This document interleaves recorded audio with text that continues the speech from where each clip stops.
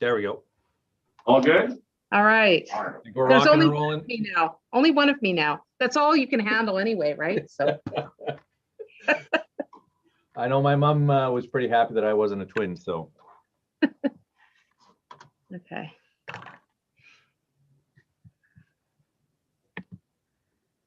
All right, thanks everybody. We're live now. Welcome to the City of Courtenay's April 6th regular council meeting.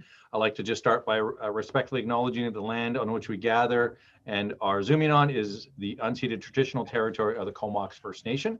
And that due to the coronavirus COVID-19 emergency, the City of Courtenay, with authority of a ministerial order M192, local government meetings and bylaw process, COVID-19 order number 3, implemented changes to its open council meetings.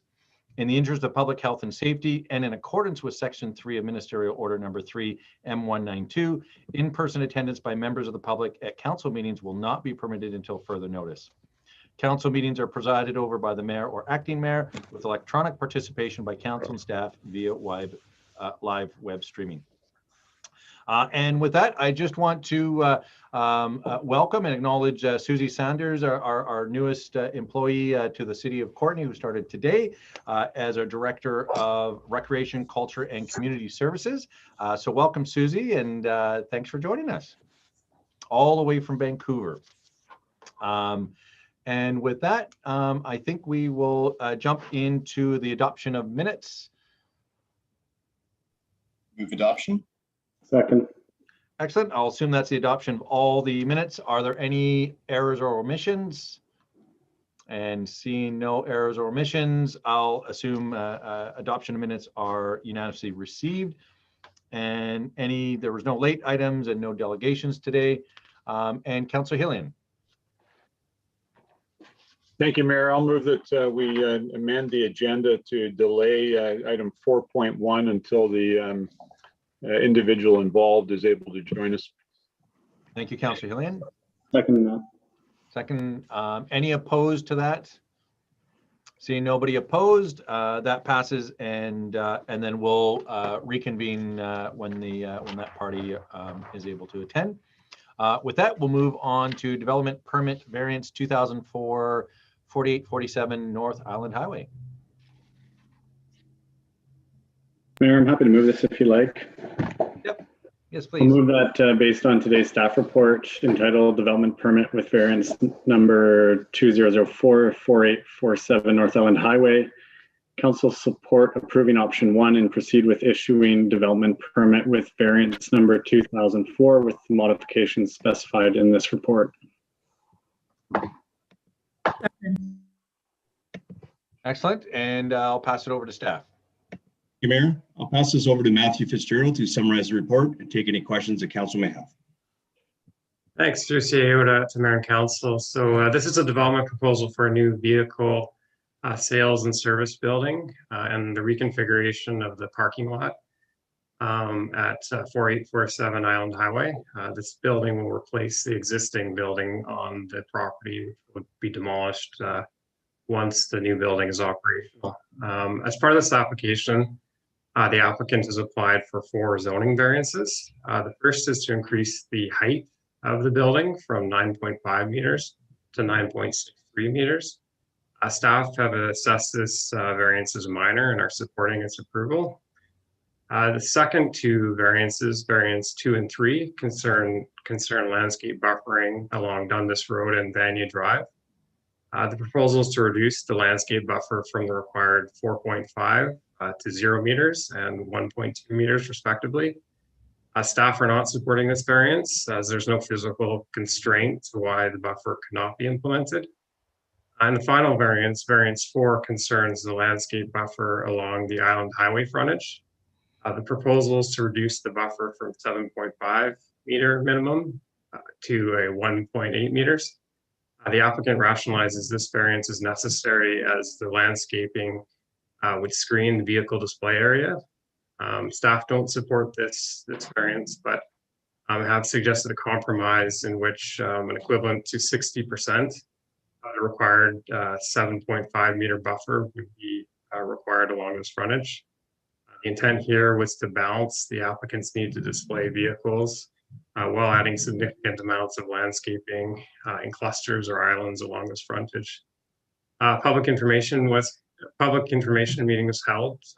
3 responses received and attached to your report. As well as email was received in response to the advertising of the variance, with concerns centered around on this road as well as traffic and parking.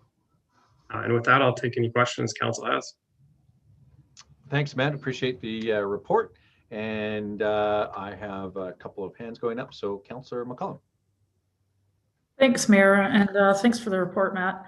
I just had a question, wondering where, or if we have other areas in town where we would permit a 0-meter landscape buffer, and if this is the applicant wanting to have the same type of exposure as other dealerships in town, or if this is a unique request in that way.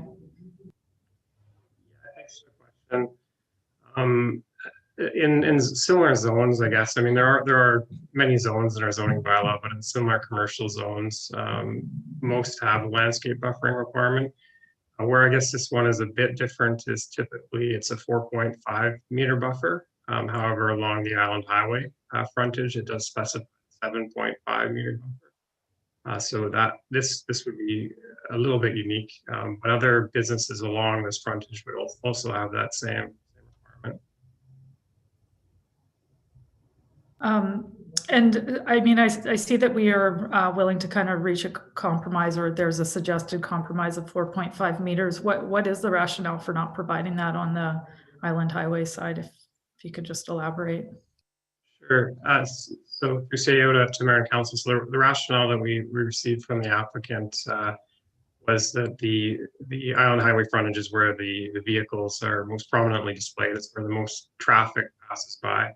And so having landscaping along that frontage would screen the vehicles and not make them as visible, which is understandable given the nature of the business. And so the compromise there is to allow for islands or bending of that buffer to allow for vehicle display in some areas where landscaping would be provided in others. Great, that makes sense. Thanks for that. All right, thanks, Councillor McCollum. And next we have Councillor Hillian. Thank you, Mayor, and thanks very much to staff for the report. I just want to clarify, there's 3 variances here that we're being asked to consider. The first one, I believe staff is saying is supported. The second 2 are not, is that correct? Thanks for the question. So the height variance, staff are supporting that variance.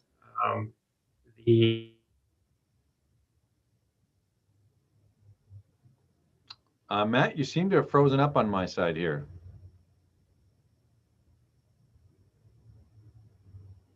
Yeah, I think I'll jump in here. I think he is totally frozen. So there are the variance to height as outlined by Matt and in the report, staff are supportive of. It's fairly minor. And then on the landscape side, they're just separated out. It's really just landscape variances, but the 4.5 meter setback requirements on Vanier and Dundas, and then the 7.5 as a separate one on the highway frontage. Right. So thanks for clarifying that.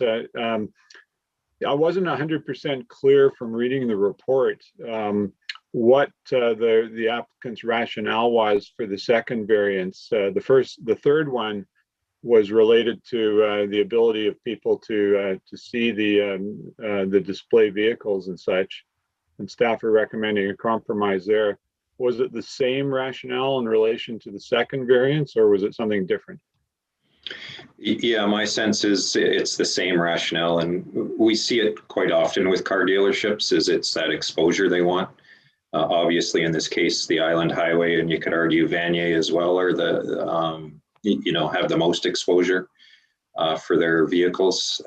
Dundas, I think you can tell on the landscape plan they've done a bit more there because it's not as prominent.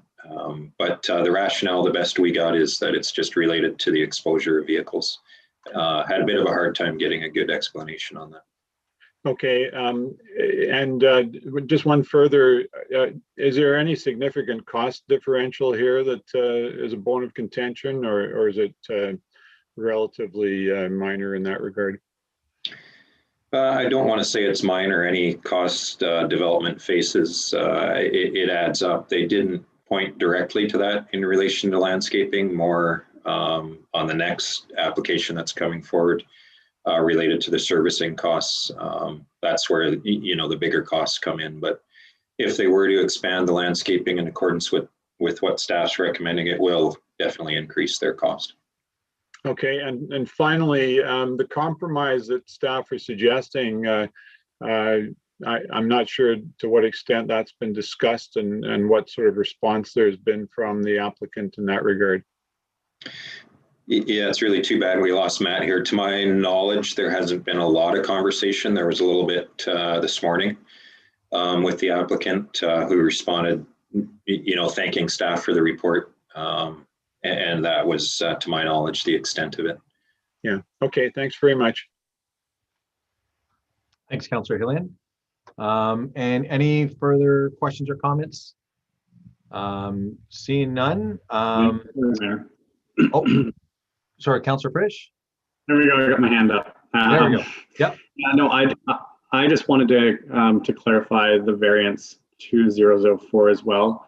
So the variance outlined is, as you explained, Mr. Hillian's question, that the height is in the variance and the front landscaping buffer is changing to 75%. Is that included in the variance as well?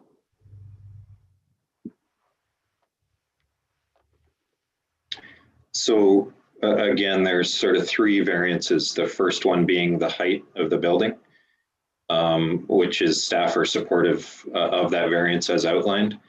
And then two separate considerations of the landscape variance, one to the 4.5 meter setbacks and the other one to the 7.5 meter. And on the 7.5 meter setback along the highway, it's a 60% kind of compromise that staff are suggesting, which essentially brings you back down to that 4.5 that's consistent with the other areas. But then the suggestion is we allow a minimum of 2 meters along that frontage if they want to sort of bulb it out with, you know, tree planters or other features. So a bit of a compromise there where they had just suggested basically, I think it was a meter setback with a couple of bulb outs. Didn't quite meet the expectations of staff. And the other two variances that they requested are not included in variance 2004, which would be the zero buffering on Dundas and Vanier. Yeah, so the best table, I guess, to look at is on page 37 of the staff report.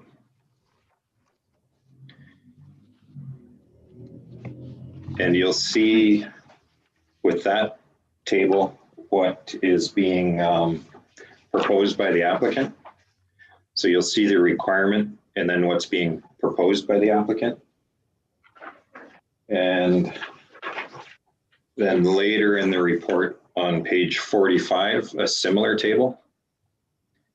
And you'll see there's the building height variance listed, what's proposed and what staff are recommending approval, as well as 3 separate descriptions of the landscape variances. And you'll see there that along Dundas, staff are suggesting they can accommodate a 4.5 meter landscape setback, that full length. Along Vanier, similar, we're recommending that they can accommodate a 4.5 meter setback for landscaping. And then along the highway frontage, instead of the 7.5 that's required, the applicant had proposed a range of distances, but primarily at 1.8 meters. And in this case, staff are suggesting that 60% of the 7.5, and worded a little bit funny there, but essentially 4.5 meters is the minimum, is the overall requirement that we would like to see, but will accommodate bending that down to 2 meters in certain places. providing that they then create bulb outs in other areas. Yeah, thanks very much, Mr. Buck, and I appreciate staff working towards a compromise with this development. Thanks. Thanks, Councillor Frisch. And again, I don't see any further questions or comments at this point in time. So I'll just poll council for their vote, starting with Councillor Cole-Hamilton. In favor. And Councillor Frisch. In favor? Councillor Hillian. In favor. Councillor McCollum. In favor. Councillor Moran. In favor. And Councillor Theos. In favor. And I'm in favor as well. Excellent. And we do have the person in question on the phone here. So maybe we'll vary the agenda back to item 4.11, and I'll pass it. Actually, if somebody could move that, and then I'll pass it back to staff. I think you can just do that, Mr. Mayor. Okay, I will just do that. Over to you, Trevor Kushner. Mayor, did you want a mover and a seconder for the nuisance property? Yeah, that's what I was asking for. I thought that I needed it. I'll move it, Mayor. I'll move that based on today's staff report entitled Nuisance Property 1655 20th Street, that council approve option 1 and declare 1655 20th Street a nuisance pursuant to the Nuisance Abatement and Cost Recovery Bylaw number 2987/2019, and authorize staff to record and charge for municipal services, including policing, required to abate nuisance activities. Second that. Okay, and I'll pass it back over to staff. Thank you, Mayor. And with that, I'll pass it over to Kate O'Connell to summarize the report and take any questions that council may have. Thanks. Thank you very much, Mayor and Council. So as you know, we've been experiencing ongoing nuisance and criminal related activities at the property located at 1655 20th Street. And the purpose of this report is to summarize those nuisance activities, give you an idea on the burden those activities or abating those activities has placed on the municipality, including the RCMP, and to review a bit about our authorities, as this will be the first time the bylaw has been enacted and a nuisance declaration sought by council. So essentially, there are multiple departments in the city that have been working on this property or the issues at this property, including bylaw, building, fire, and the RCMP. Within the report, you'll see a list of the complaints, although not all of them are nuisance items, the majority are. And it gives you a good indication as to the types of resources as well as the frequency of staff response in dealing specifically with this property. So we've also been receiving persistent complaints from the public over a number of years. And I believe that was the catalyst or the rationale for creating, looking at a nuisance abatement bylaw, or how is this similar to this? And essentially we're looking for options to try to abate these nuisance issues and deal with challenging properties such as this. So essentially there was a raid on the property, as you'll note from the RCMP letter. And from the RCMP raid, the building department and bylaw services were also brought into the building. And there were a significant number of building code violations that were taken note of. So the building inspector made the decision to issue a do not occupy notice on the house and revoke occupancy for the dwelling. Though bylaw officers and bylaw enforcement were constantly trying to seek voluntary compliance, we have not successfully achieved voluntary compliance on several issues related to this specific property. Most recently, we've done an unsightly premise to the point where we were required to go in and clean up the property on behalf of the owner, as no action was taken, or not a significant amount of action was taken. Next piece is with the do not occupy notice that was placed on the house. In spite of that, which happened on March 5th, the building continues to be occupied.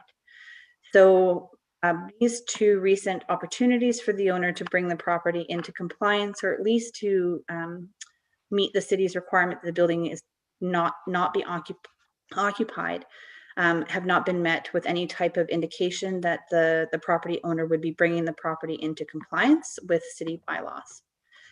We have the authority, should council approve the motion tonight, under the nuisance abatement and cost recovery bylaw, to charge hourly rates based on the bylaw schedule anytime a member of staff or the RCMP are responding to a nuisance related issue or complaint at that property.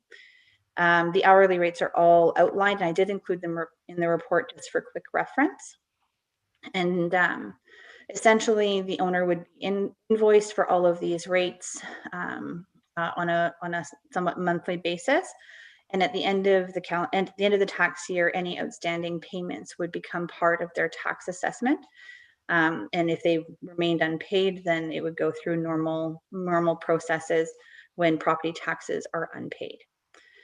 So the financial implications, essentially, this would allow us to recoup some of the costs associated with specifically dealing with this property.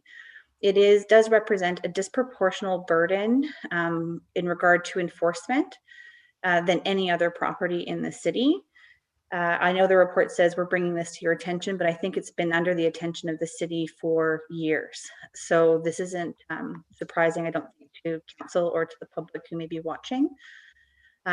So having the financial costs, being able to recover some of those, that will allow us to ensure we have appropriate resources to ensure bylaw enforcement in other areas is not taking a service level hit as we focus significantly on this one property.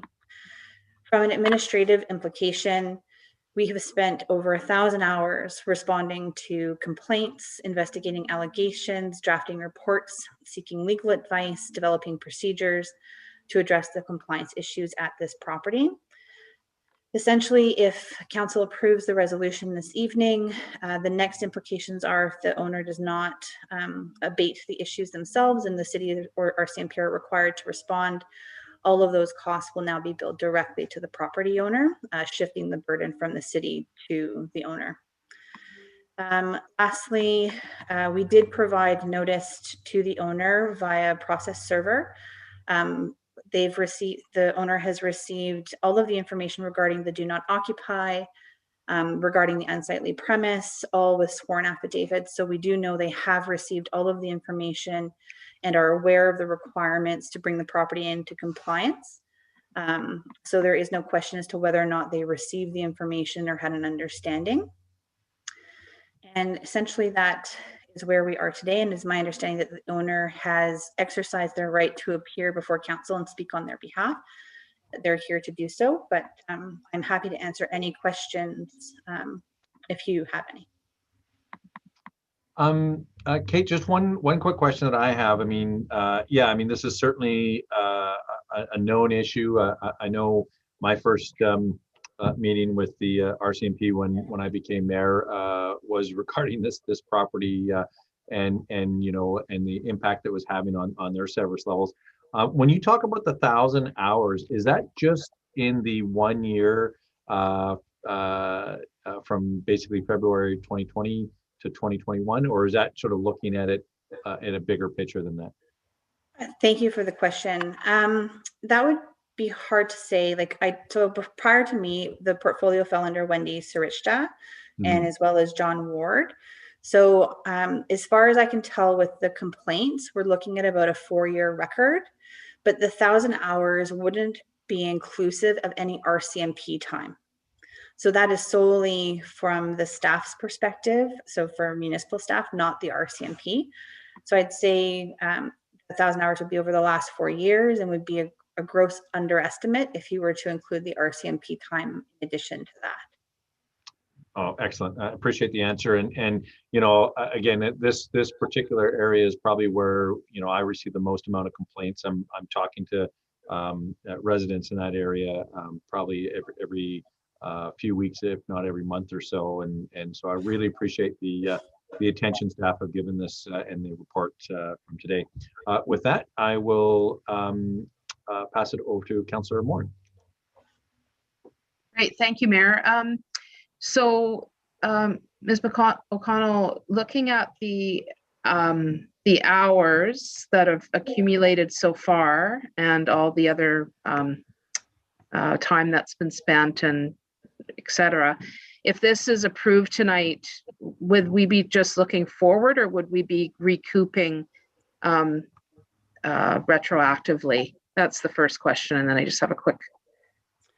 Thank you, Councillor Moran. So no, that we can't recoup until we get the order of council approved. Right. When it comes to the unsightly premises cleanup that we did, that has been invoiced to the owner as per the bylaw. So once paid, that will be money that we will recoup. But no, all of the past staff time is a sunk cost at this point. Right. And I know that it's not on the agenda, but there is another property owned by this person that has also had infractions, and that would be dealt with in a separate manner, I would assume.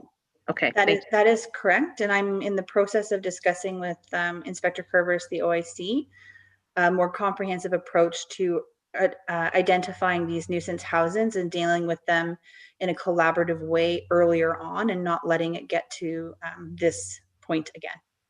Great. Thank you. You're welcome. Excellent. And thanks again for that. I know that was one of the RCMPs really looking to see how they could work with the city. And again, huge kudos to staff who've been dealing with this for so long and really appreciate that.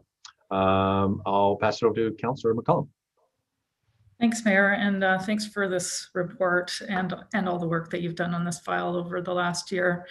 I certainly think that as far as city staff is concerned, we've looked at every other possible avenue, and it is getting to a point where bigger enforcement measures are necessary if we're ever going to meet the needs of the neighborhood in terms of this property. So really want to thank you for your work on this. And I did have a question about what happens after the property has been declared a nuisance, if that remains with the property until it changes hands, or if that's something that has to get looked at again. And is there, if you could just explain the mechanism of taking it off if it got to a point where the city was happy with how the property was being looked after, if you just wanted to elaborate. Thanks, Councillor McCollum. That's also an excellent question. Essentially, I'm modeling our approach based on the city of Nanaimo. And the city of Nanaimo approach is if the property goes 6 months without nuisance abatement actions required, another report would come back to council advising council of the improvement of the status of the property, and the nuisance order would be rescinded at that time. Another trigger would be the sale of the property. However, with the Nanaimo circumstance, they don't speak to whether or not if the sale going to someone other than another family member. So that is something I would prefer to look at a term or period before the nuisance of no abatement issues or no nuisance issues before I bring a report back to council to remove the nuisance order on the property. So unlike Nanaimo, my recommendation would be that we wait until there's a 6-month period, especially considering the building is tenanted, and tenants can last longer than landlords when it comes to a sale of a property. And at that point, when you've had 6 months good and clear, that's when I would bring the report back to council. Great. That sounds like a very good approach. Thanks. Thanks, Councillor McCollum. And next we have Councillor Cole Hamilton. Thank you, Mayor, and thank you very much, Ms. O'Connell, for all of your work on this file. This is, I think, this is a really great step forward to this bylaw and the way that we're implementing it. And I just want to first say that I was frankly stunned that, and I guess also perhaps not, that it's been 1,000 staff hours gone into this, but a quick math and that works out to just more than half a year of a full-time position. So I think it's fair to say that this property impacts not only its immediate neighbors, but everyone who pays taxes in the city. That's a considerable amount of, think what 1,000 staff hours could do to make the city a better place. Mm-hmm. So I realize that part of what we're doing is to hopefully, they're kind of twofold as I understand it. We want to deter the individual in case from continuing this practice and also try and recoup some of our costs. going forward. That is, sadly, we can't go to that going retrospectively. And I was wondering, I know the March 5th letter has costs that accrue daily from that. I couldn't spot in the staff report or in the letter what the actual amount per day is. So I wanted to know what the current penalty is. And if that penalty has had any impact in terms of, doesn't seem to have, in terms of deterring it, and also how we go about collecting the penalty that already exists. Will it be the same mechanism as this new bylaw? Thank you, Councillor Cole-Hamilton. Excellent questions this evening. So there are two different penalties. So the penalties that are currently being incurred daily, it's a $500 per day fine for allowing a building without occupancy to be occupied. So that's a MTI ticket through our MTI bylaw and our building bylaw. That unfortunately is not something that can be recouped by putting it onto property taxes. That is something depending on whether or not the bills are paid and the value of the outstanding amounts. Council will have other options brought before them to determine which approach you would like to take to recoup those costs. With regard to any costs incurred under the nuisance abatement bylaw, should council approve the order tonight, those costs, if unpaid, would be applied to the property tax. So that is a much easier recoupment method than the current MTI tickets that we're issuing on a daily basis. Okay, thank you for drawing the distinction. I can see like the recoupment process for the new bylaw is substantially preferable, and I would imagine would have a greater deterrent effect because it's easier to put into effect. Yeah. Great. And, okay. Thank you. And sorry, Councillor Cole-Hamilton, in this case, say the council approves the order tonight and we need to go and do the enforcement on the occupancy tomorrow, the landowner would receive the $500 fine for that day through the ticket, in addition to the hourly costs billed to the nuisance abatement bylaw. So they're stacked on top of each other. There's no, the $500 fine is not replaced by the existing. Excellent. Okay, thank you. That clarified a couple of things for me. Appreciate it. Excellent. Thanks, Councillor Cole-Hamilton. And next we have Councillor Moore.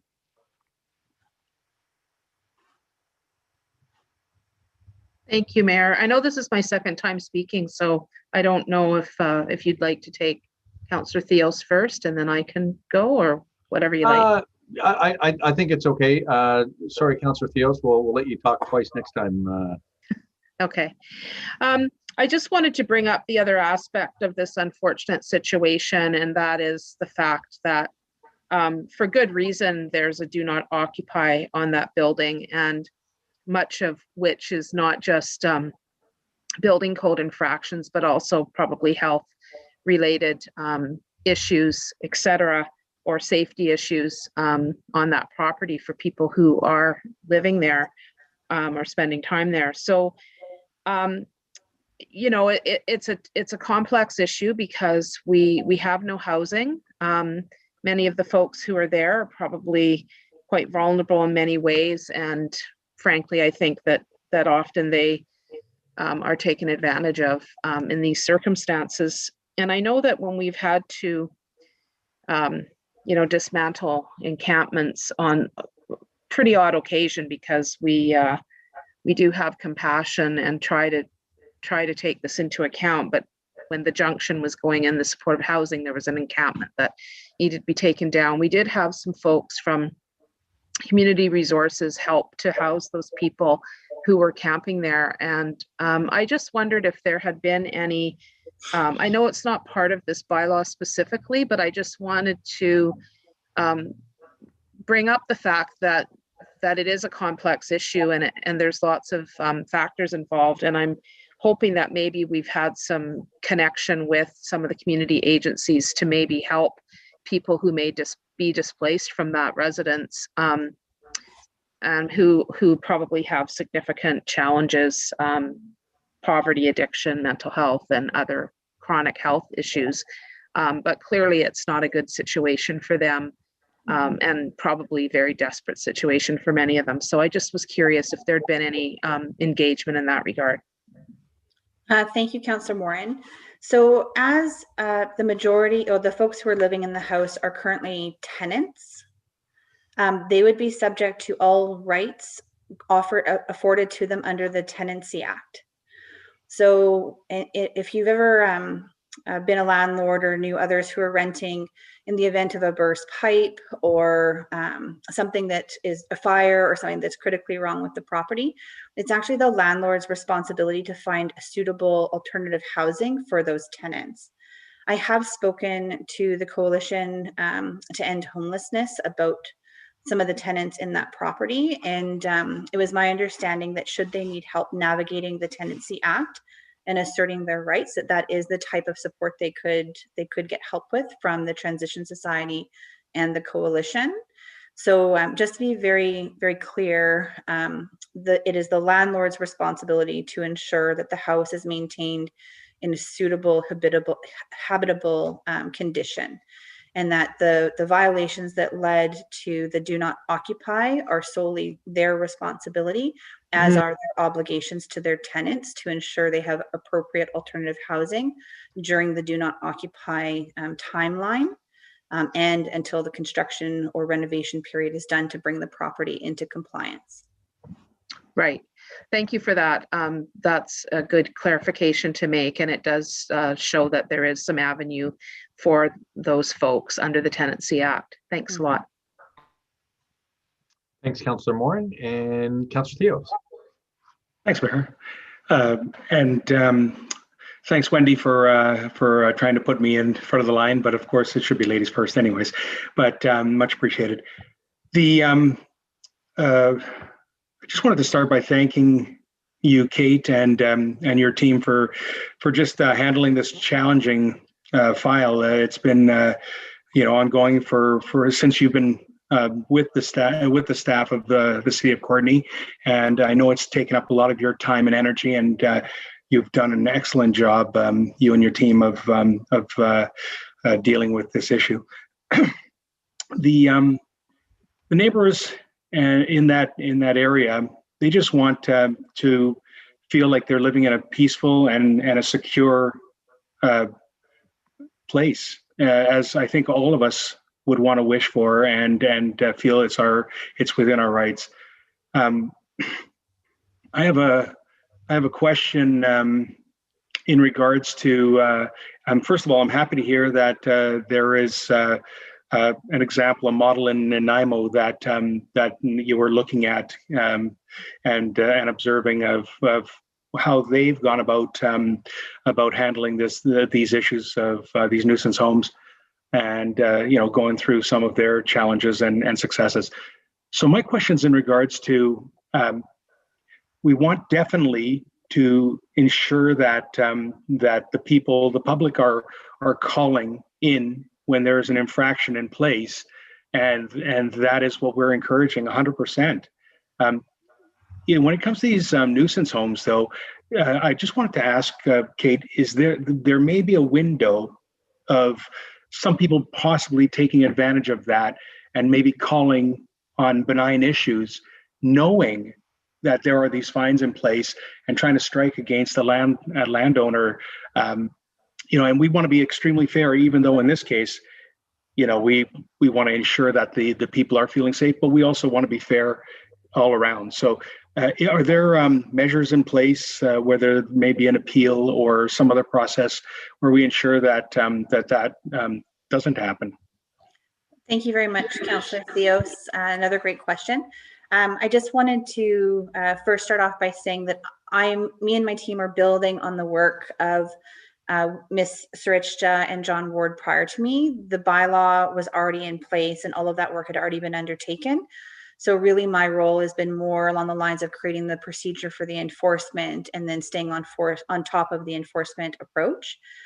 So really they got me most of the way there, and I'm just, doing it that last little bit out of the way. With regard to the question about overly enthusiastic calls that may not be warranted, One of the pieces is that when bylaw or the RCMP are called to the site, they actually have to see the nuisance activity taking place. So if it's a fight in the backyard, you know, like there would obviously be some indication. If everyone in the house is asleep, then that's very different. If it's for unsightly premise, I don't think they're going to be able to fake having a clean or unclean property. So that makes things a bit easier. If someone is camping in a trailer in the backyard, you know, so it needs to be an observed nuisance. So the calls are one thing, but the observation is what validates the charge out for that call. Appreciate it, Kate. And definitely a big thank you to Wendy and John that did the early heavy lifting. Thanks, Councillor Theos. Councillor Cole-Hamilton. Yeah, thank you, Mayor. I just, in response to Councillor Theo's comment, I was just reflecting back to the meeting where we passed this bylaw, and I do recall that substantial work was put into ensuring procedural fairness for everyone involved, and I think the modeling it on the Nanaimo bylaw, a successful one which has been upheld.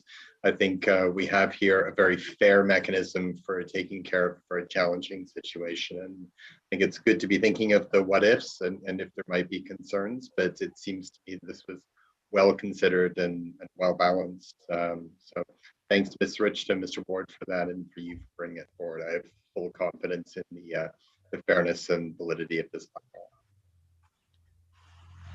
Thanks, Councillor Cole-Hamilton. And Councillor Hillian.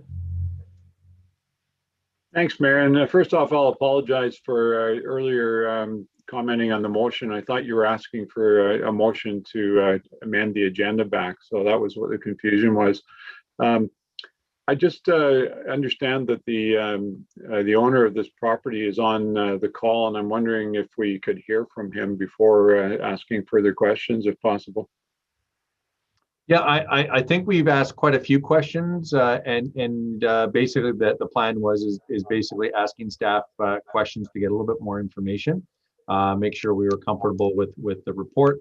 But at this point, I'm happy to grant the ability for the participant to talk.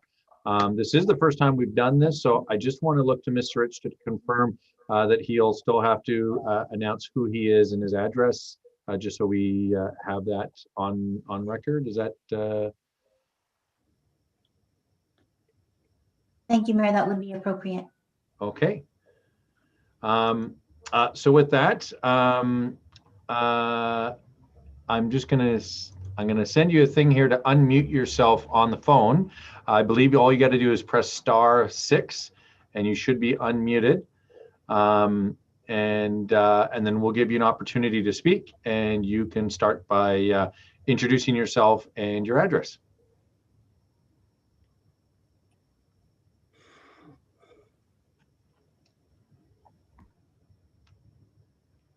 And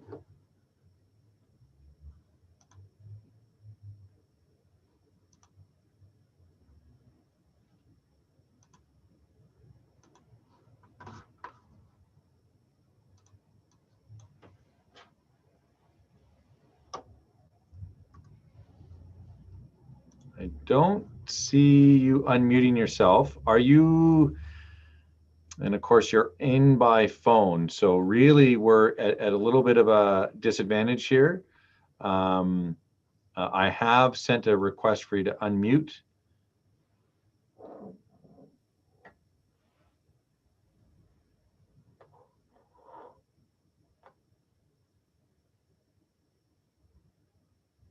And I'll give a third time. Again, pressing *6, I believe, should unmute you. I'm just going to look up the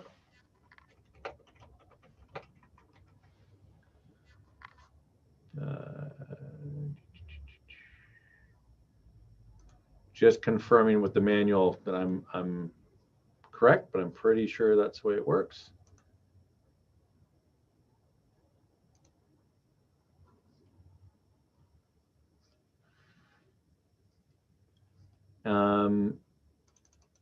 Yeah, if you're not able to press *6, unfortunately, you're not going to be able to speak tonight.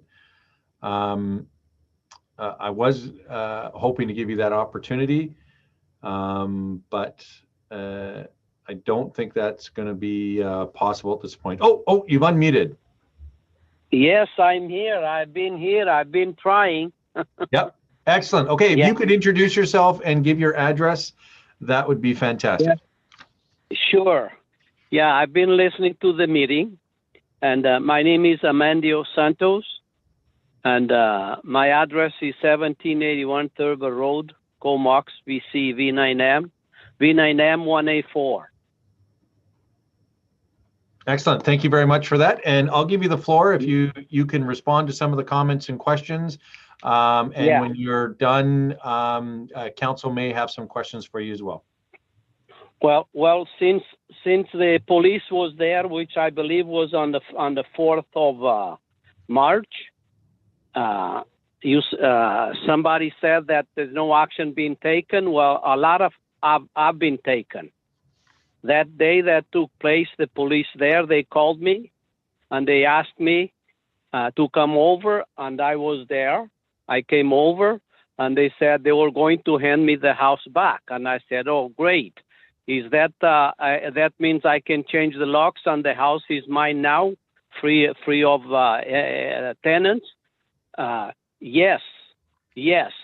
Well, I was there changing the locks, and the group came back in about 15 to 20 minutes after the police left me. Yes, and they said, we're back here. Now, nobody was charged, and we're here to stay.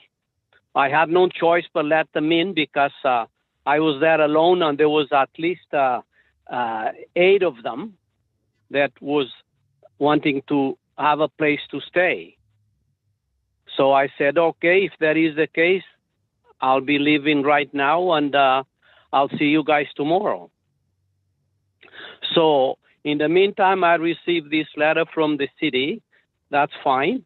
So how can I, oh, by the way, I should say also that the police told me this is your house. I will hand it to you, but I'm not saying that they may not be back.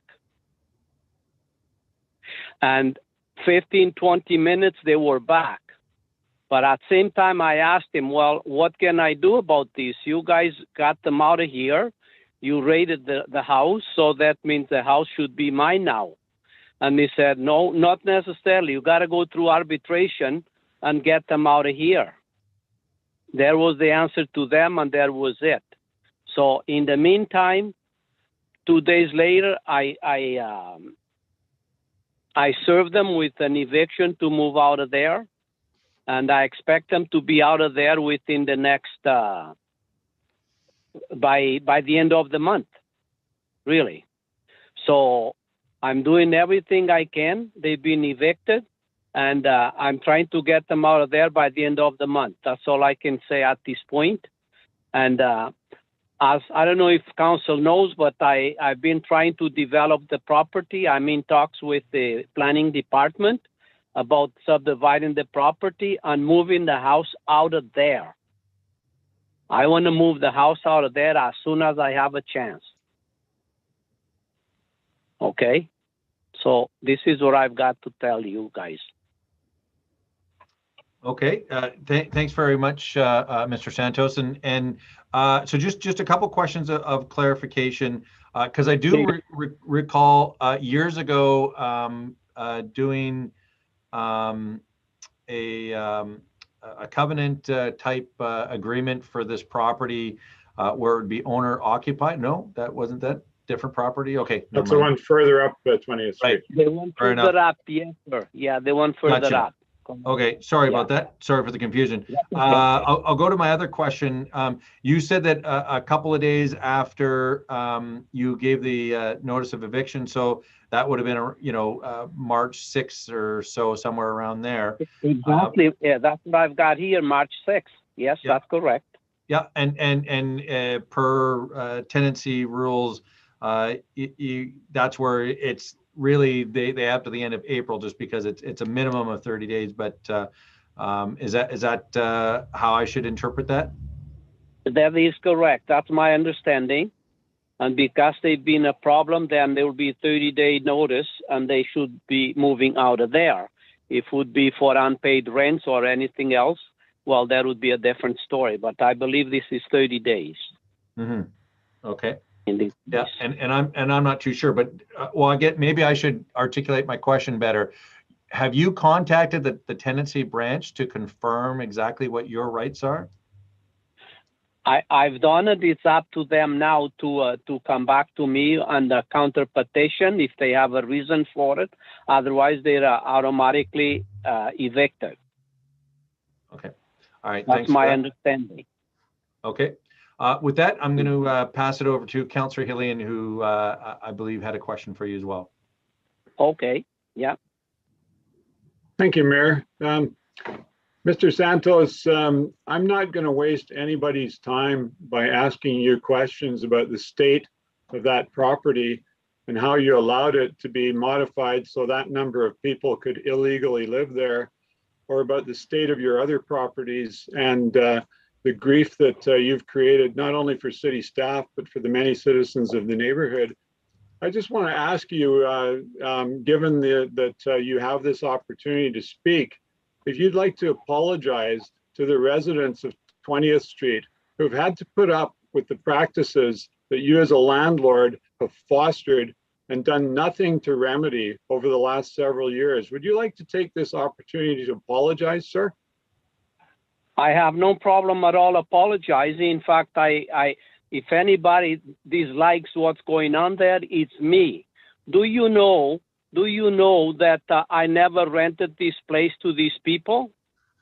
You don't know that, do you guys? Well, sir, the other question I'd like to ask you, thanks for that. The other question I'd like to ask you. Let me finish. Okay. Let me finish, please. They invaded my place when you guys took them, raided them from the place across the city yard.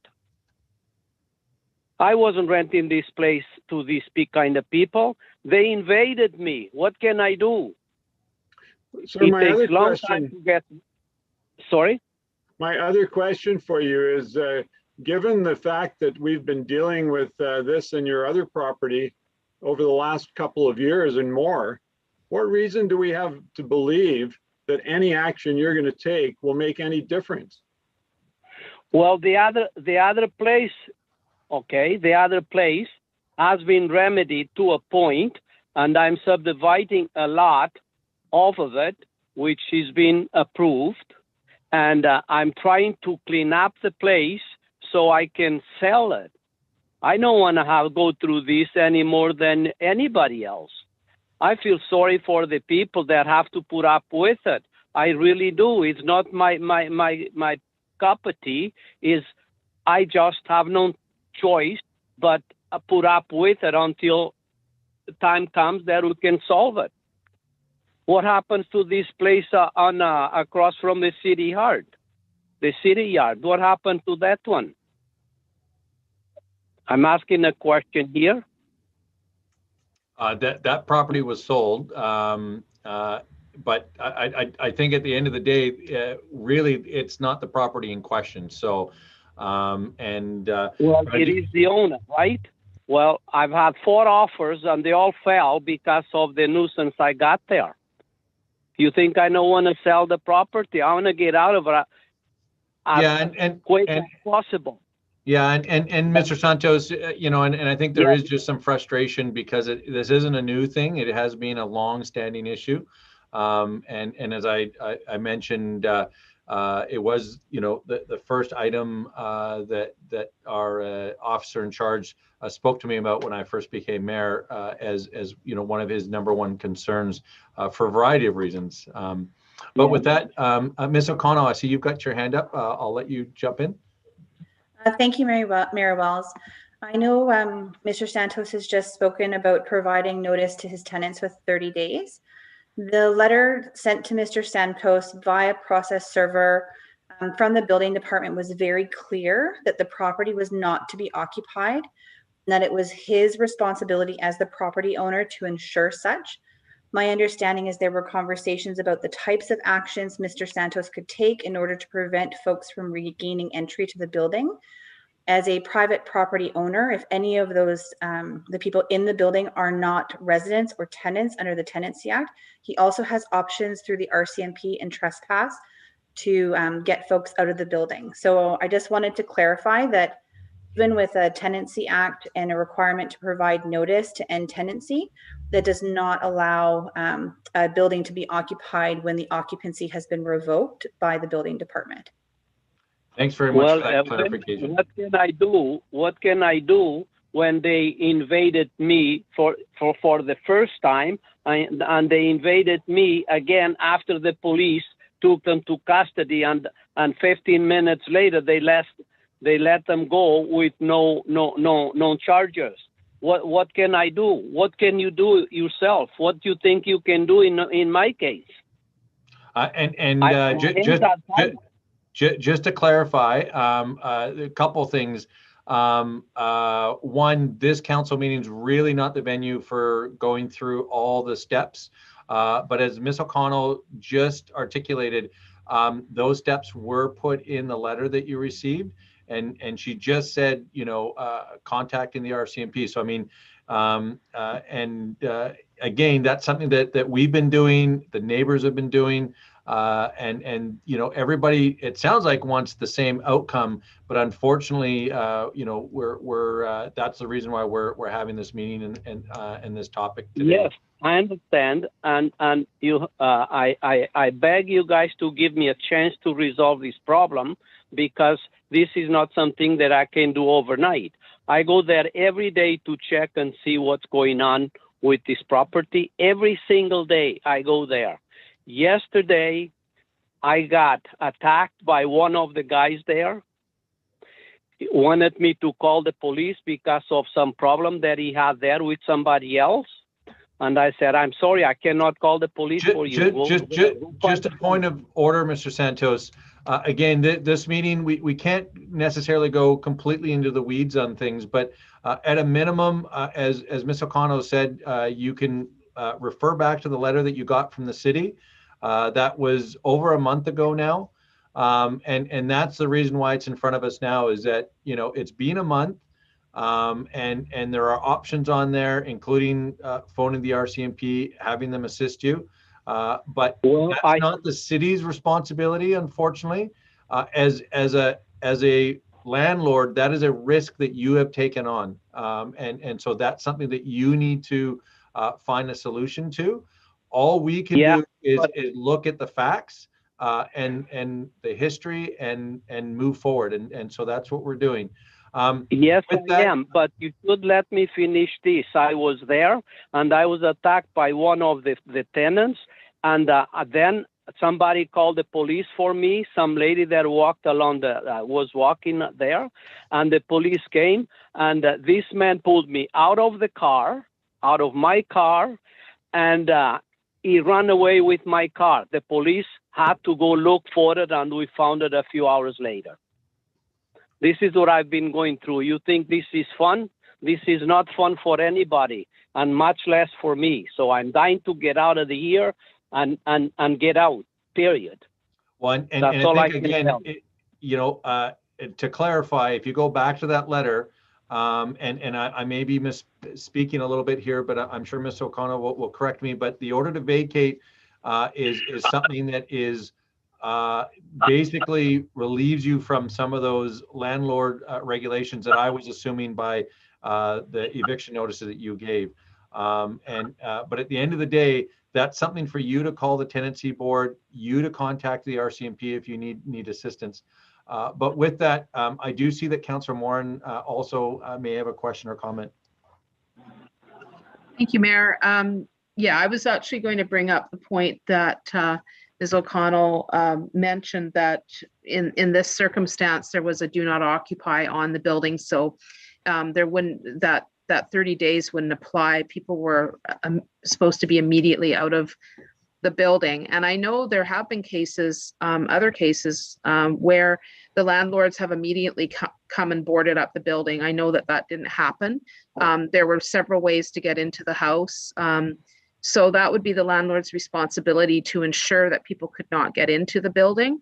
And again, you know, the responsibility also for, this is not the city's issue, but the responsibility is with you to find housing for those folks that you have tenancy agreements with. And you know, there's lots of ways to keep people out, and including, you know, you yourself calling the RCMP. So it's, you know, this has been going on for a month since you received that paperwork, and it's, yeah, there's nothing that's changed really. Yeah, and unfortunately, you know, again, I have the capacity. I have meet the mayor appointments that happen twice weekly at a minimum, and at no point have you requested to meet with myself. And again, you know, if we're all on the same side, wanting the same end result, that's what we're looking for. But unfortunately, we have years of experience, I guess, for lack of a better term, but we're now at a point where, you know, we've been ratcheting up the pressure, and at this point, again, thinking about the people who live in that area, who you know, just empathizing with the frustration and stress and anxiety that they've had, at the end of the day has been unacceptable, and you've had a month to sort this out. And so with that, if you have any final comments, again, I'm not sure if you are your property manager or if you have staff that work with you, but again, that risk and responsibility is fully borne by yourself. Mm-hmm. Yeah, well, like I said, I'll do my best to get this cleaned up as quick as possible. And the city should work with me. I've been trying to subdivide that lot on the house further up for 3 years. That's the reason why we've been there for 3 years. Sorry, Mr. Santos, these are mutually exclusive issues. We are specifically talking about this one issue. There's no point cross-pollinating or conflating issues. No, you like to resolve the problem, right? I'm explaining why I haven't been able to resolve it. This one here, I've applied for a subdivision. That has nothing to do with the do not occupy.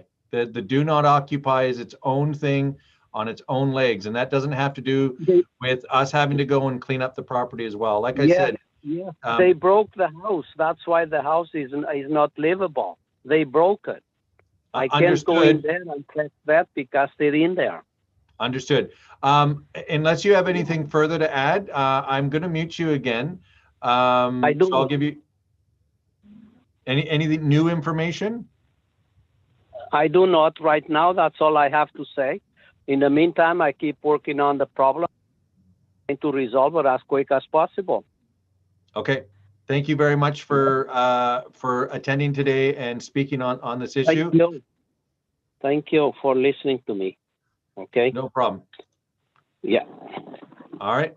I've muted Mr. Santos. So with that, are there any further questions or comments? Councillor Hillian. Thank you, Mayor. I didn't hear anything that would change my view of moving ahead with the resolution proposed by staff. What I heard was somebody who has, in my view, created grief for many people in the city over the last several years and beyond. And the individual portrayed himself as a victim. And I'm not much interested in hearing any more from him in that regard, which doesn't mean that we don't apply standards of fairness and service if he in fact is approaching the city with workable solutions. Beyond that, though, I did have one question for staff, and that is, if we go ahead with the resolution today, my understanding is that it doesn't necessarily change anything in the short term, because it would take till the end of the year when the taxes became due before we could actually collect. It would be possible for him to continue to ignore and plead ignorance and victimhood and allow the situation to continue to unravel unless the fear of the accumulating dollars was sufficient to motivate. Is that essentially it? Thank you, Councillor Hillian.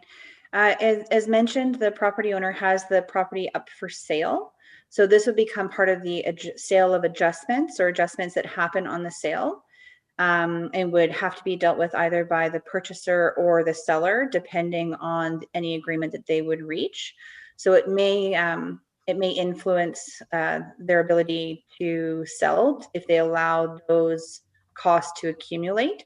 As they can become quite expensive. You know, if you look at the hourly rates relative to the amount of time myself, fire, building, and bylaw and RCMP, and you don't just get one RCMP member responding to a property, you know, they're often companioned. The cost can raise quite quickly.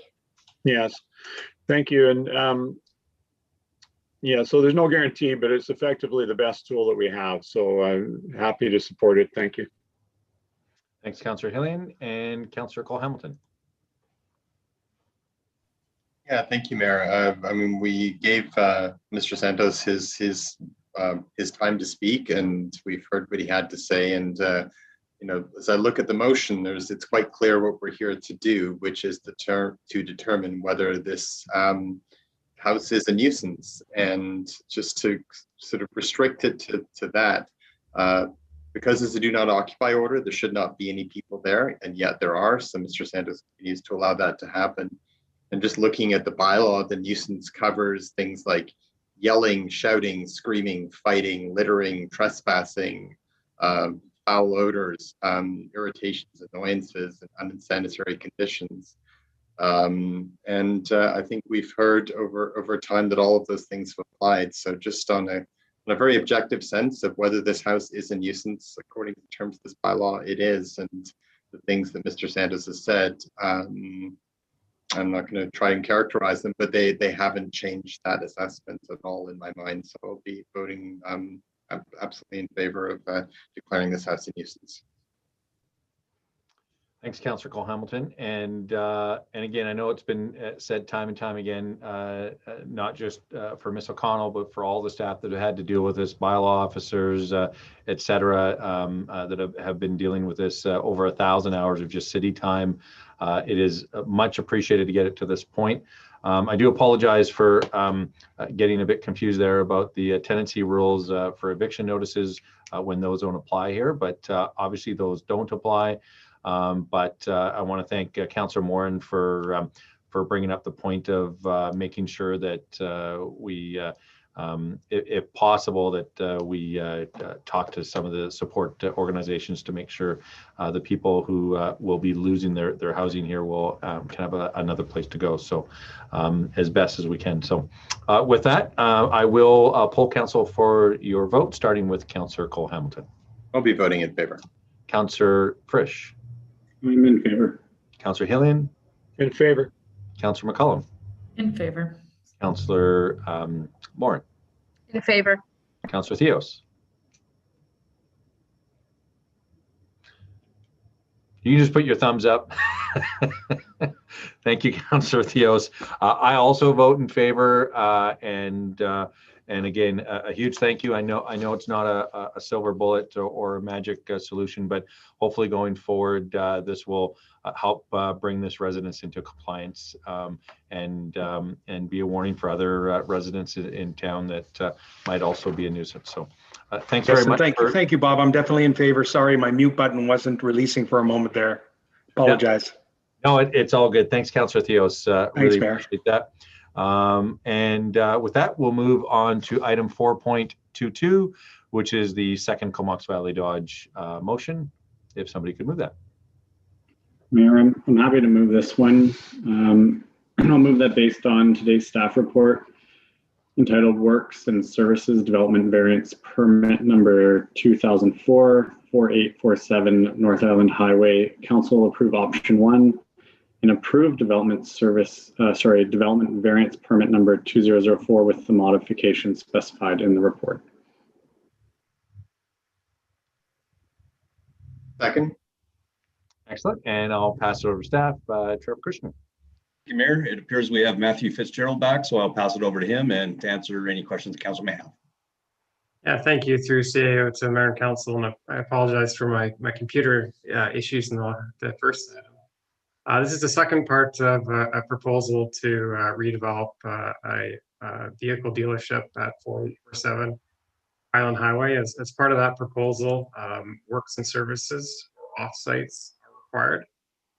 The applicant has applied to vary these requirements. There are 3 specific variances that are being proposed. The first variance concerns the sanitary service within Dundas Road. Currently, it doesn't extend the entire length of Dundas Road, and the bylaw requires that the applicant extends those services the full length of those road. Staff are supportive of this variance, as this service extension isn't directly attributable to the business or the business operations. The second variance is to vary the improvements to Dundas Road. The bylaw requires that the roadway along the entire frontage of the property is upgraded to the center line or middle of the road to current standards.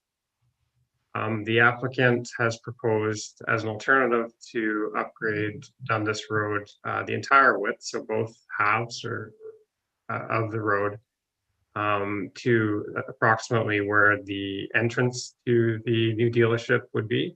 Staff are supportive of this variance, as it would result in about the same amount of pavement or new pavement being added, and also focus the improvements on the roadway, which experiences the highest amount of vehicle traffic. The third variance pertains to improvements to Vanier Drive frontage. The bylaw requires that this frontage is upgraded to the arterial road standard, which is the report. The applicant has proposed no improvements to this frontage aside from some regrading of the existing ditch. Staff do not support this variance as the business would benefit from these frontage improvements. With that, I'll take any questions that council may have. Excellent. Thanks. Thanks for coming back, Matt. Sorry to have lost you there for a little bit, but sometimes the computer gremlins are fighting us. So with that, Councillor Frisch, I'll pass it over to you. Yeah, thanks, Mayor, and thanks, staff, for the report. I had a question about the improvements to Vanier Drive, and I don't know if this is a good question for staff, but do you have any idea on what that might cost the developer to put in? Thanks for the question. No, we don't have a cost for those improvements. That'd be something that prepared as part of the design and building costs it out. Okay, thanks. Thanks, Councillor Frisch. And Councillor Hillian. Thank you, Mayor, and thanks to staff for the report and the efforts to work towards compromise as were evident in the previous report on this property.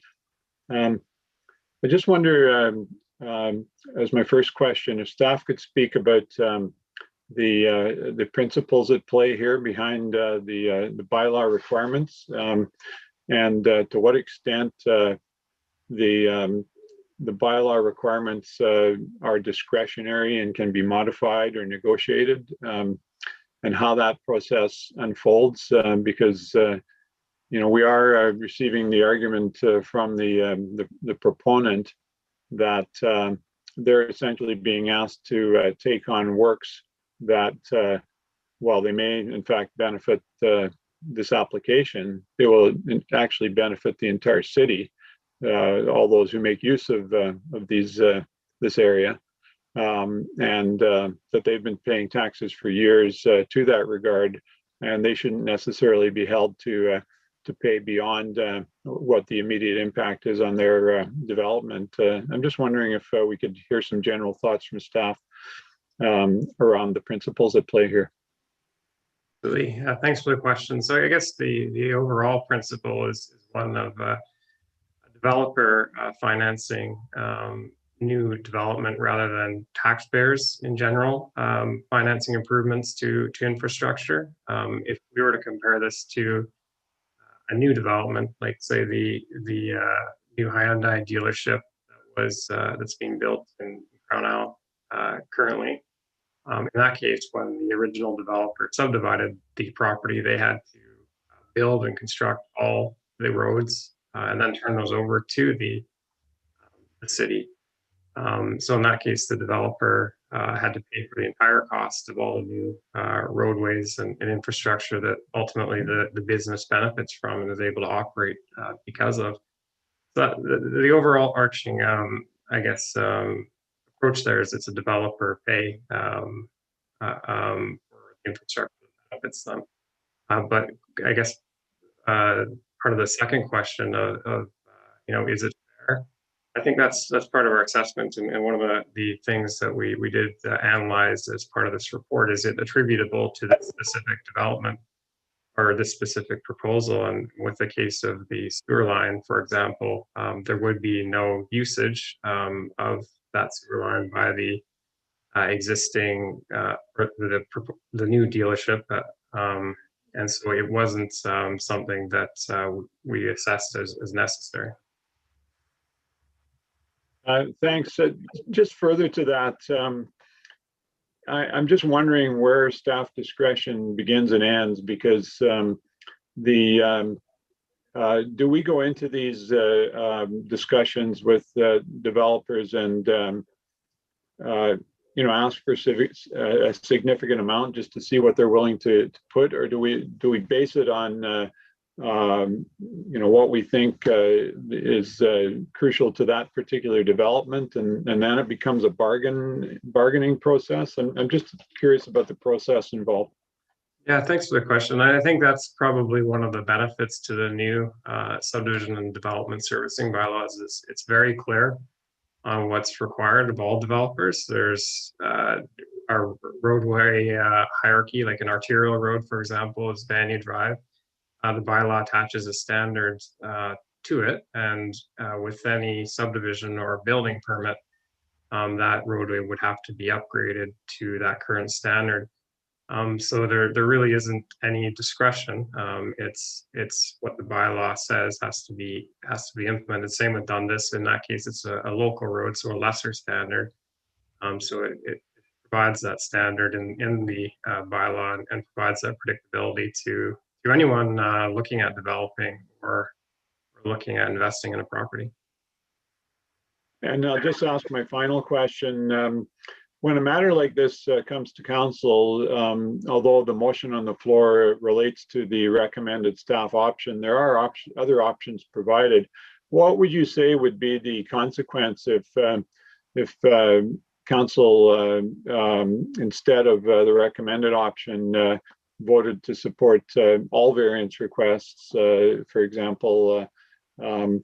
What sort of precedent, if any, does that set? Yeah, thanks for the question. Well, I think if the ability to vary works and services requirements is statutory right that all applicants have.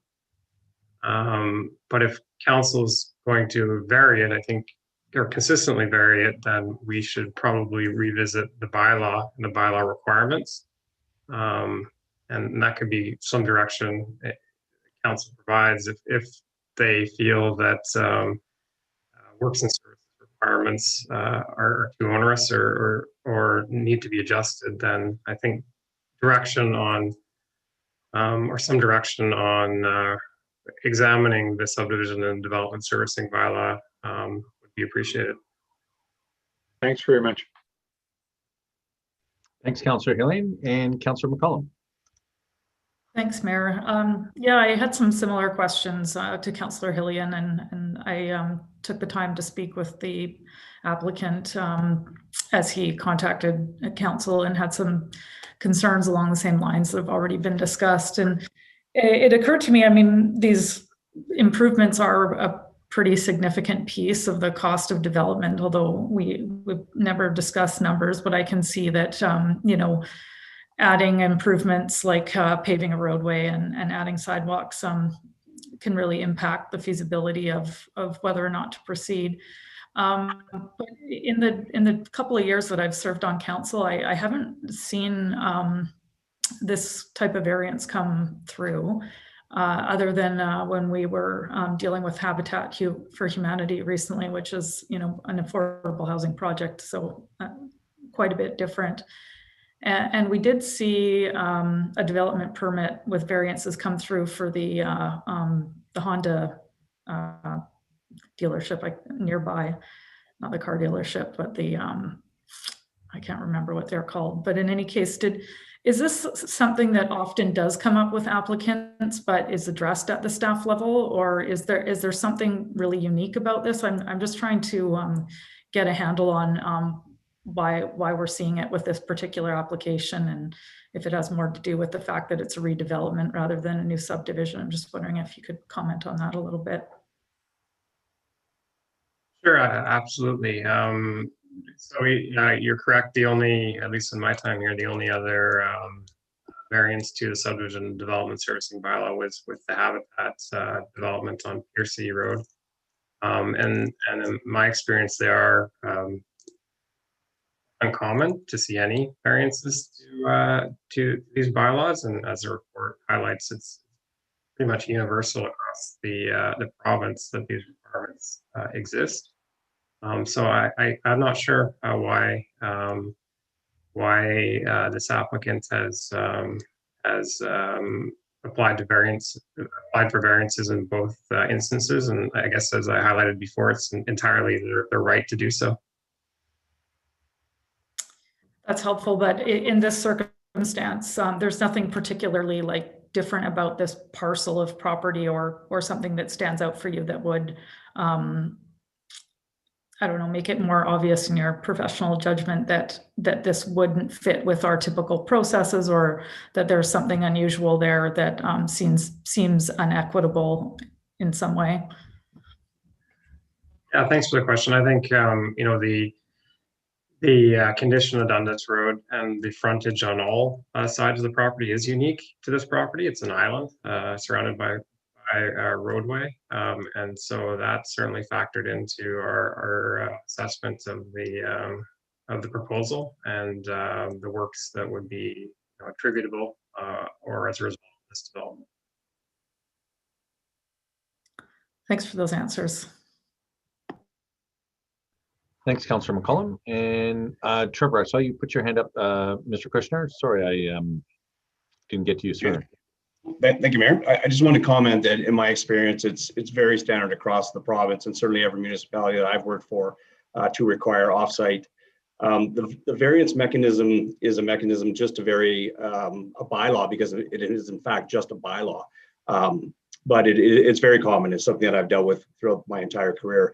I think in this instance, staff have provided a bit of a middle ground and certainly have listened. But I would also add that maybe I'll ask Ian to comment with some history about his experience, obviously in the development industry for 20 plus years, as this being a very standard mechanism. Yeah, thanks very much. I think I can more or less just echo what Mr. Kushner said. The 20 years I've been dealing with development applications, I would say at most a dozen requests to vary bylaw requirements related to offsite works. More often than not, the applicants are willing to do those improvements because of the benefit it provides to their property, especially when it comes to residential or walk-up type commercial properties. Maybe a little bit different with a car dealership. Going back to just earlier questions on discretion, really where a little bit of discretion comes in is with the development engineer to make a determination on what is directly attributable to that particular development. once that determination has been made, then it kicks in whatever the standard is in the works and services bylaw, or subdivision and development servicing bylaw. If then there's a discrepancy between what staff is asking for and what maybe the applicant's willing to provide, then their mechanism is the variance to ask council to change that course. It doesn't matter, whether it's offsite works or other servicing requirements. They're often the most expensive component on older properties where they're underserviced, whether it's extending sewer lines or water lines to get it to the property or doing these frontage improvements. But as has been outlined in the staff report, I think we've provided a balanced approach here to the requirements that are, more or less acceptable to the applicant, except perhaps the Vanier frontage. But as Matt's outlined, the works and services on Dundas in terms of doing the full road up to their access, I think makes a lot of sense. Instead of having a half road done, if the city doesn't have the funds to do that other half, what I've seen in the past is then you get that asphalt doesn't last very long and starts crumbling away down the center line or at gravel shoulders.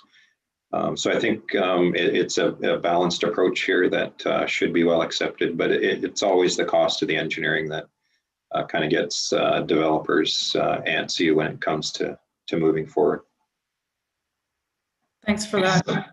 I just had one little point of or one item I wanted to clarify. Is the lot currently unserviced by sewer and the sewer line is being put in to service the new building? Or was there some existing service that's being replaced? Yeah, thanks for the question. The sewer line that currently exists in Dundas is the one that services the existing dealership building. It is serviced by sewer. So is there any change to the sewer line? As part of this variance proposal, the sewer line would be extended to the extent of Dundas Road improvements. That may mean minor extensions to the sewer line. The rationale there, excuse me, is that the new asphalt wouldn't have to be ripped up if the sewer line was later to be extended along the full length of Dundas Road. Okay, thanks for that. Thanks, Councillor McCollum and Councillor Hillian. Thank you, Mayor. Just one further question, and then I'll make a comment. The question is, I note that there are two small parcels of land that apparently the developer is donating to the city, and I'm just wondering if staff could comment on the significance of that and how it factors into this whole equation, if at all. Thanks for the question. The along Vanier, the road dedication would be necessary to achieve the proper width outlined in the standard. On the other side of the development, the benefit would be less benefit, but it would help with the alignment of that intersection at the end. Yes, but does that factor at all into our approach to dealing with the offsite works?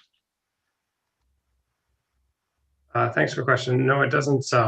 It doesn't play into it. If we weren't able to acquire the land through this process, then the roadway would still have to be upgraded, but there might have to be modifications to the standard to allow it to fit into the width that's available. For example, if the land wasn't dedicated along Vanier Road. Thanks very much. Mr. Mayor, I just wanted to comment that this is a significant development from a business owner who's been in the area for quite some time and has this investment in the community. I think it's something that we want to encourage. But I think the key word that I heard, which was from Mr. Buck, is how we strike a balance between encouraging development and providing for the costs that basically maintain the infrastructure that enables that development to thrive along with the city.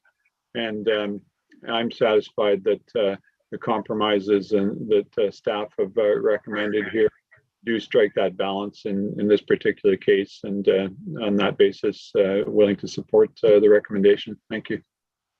Excellent. Thanks very much, Councillor Hillian. And before I call the vote, any further questions or comments? And seeing none, starting with Councillor Cole Hamilton. In favor. And Councillor Frisch. In favor. Councillor Hillian. In favor. Councillor McCollum. In favor. Councillor Morin. In favor. Councillor Theos. Favor. And I'm in favor as well. Thanks. That was a great conversation. I think many of us have learned a few things about how the process goes through and unfolds, and really want to thank staff for the amount of time and attention they brought to this.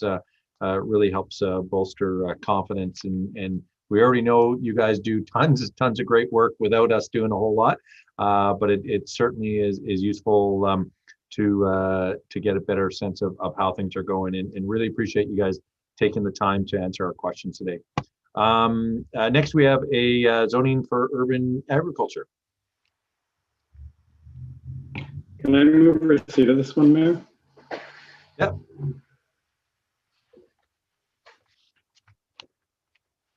Second. Excellent, excellent. And with that, I can pass it over to staff, Trevor Krishner.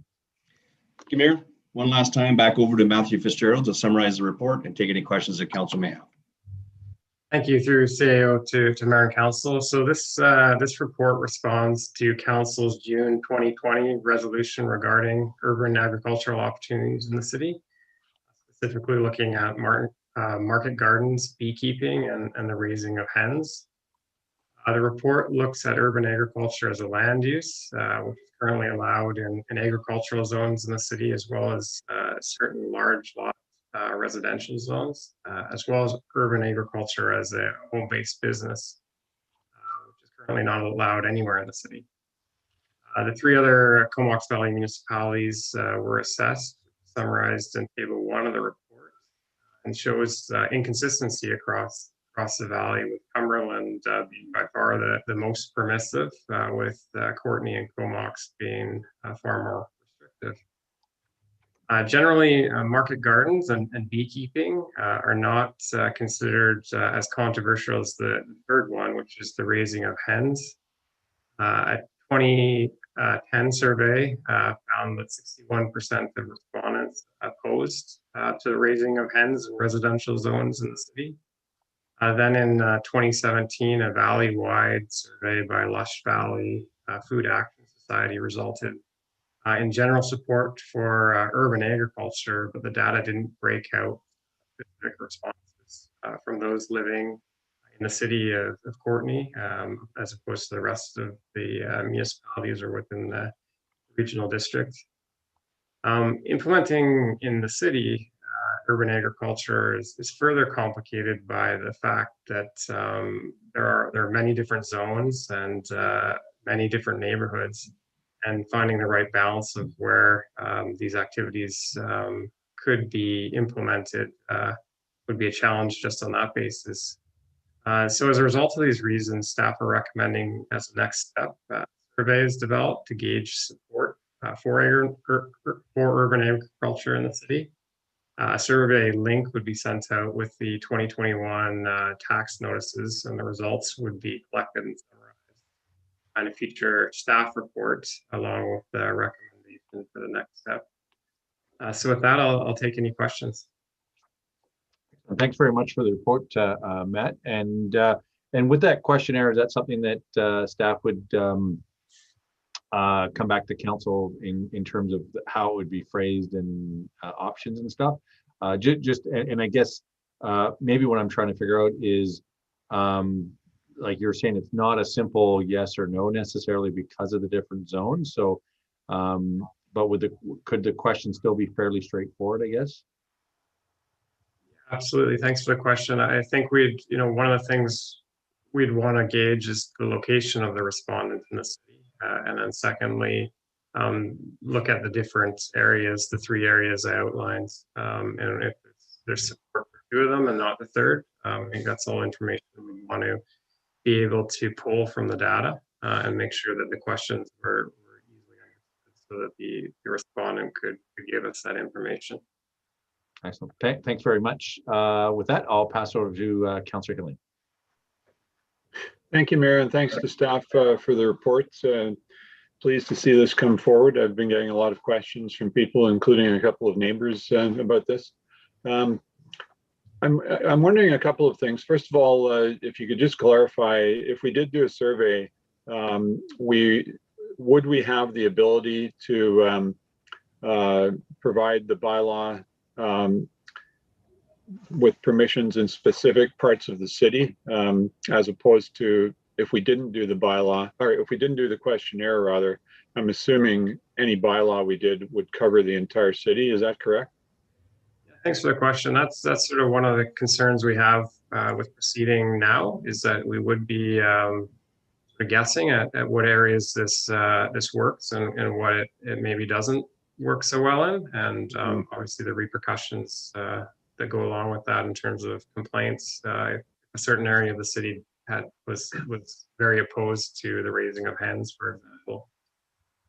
Yes, I know that you attached the report that was completed back in 2010-11, which didn't really go into details, but it's my understanding from having been around at that time that there was significant support in West Courtenay, whereas in East Courtenay the opposition was much stronger. So who knows? I think there is some merit in that approach, but I'm wondering, from staff's perspective, the beekeeping and market gardening activities don't seem to be as contentious as the raising of hens. And how much additional work would it create to provide a bylaw so that those activities could go ahead while also doing the survey just in relation to chickens? Yeah, thanks for the question. That's certainly a good suggestion, and it would be simply creating a zoning amendment bylaw internally. So for market gardens and beekeeping, fairly straightforward and could be dealt with fairly quickly. Yes. Sorry. Thanks. I'll be interested to hear from other members of council.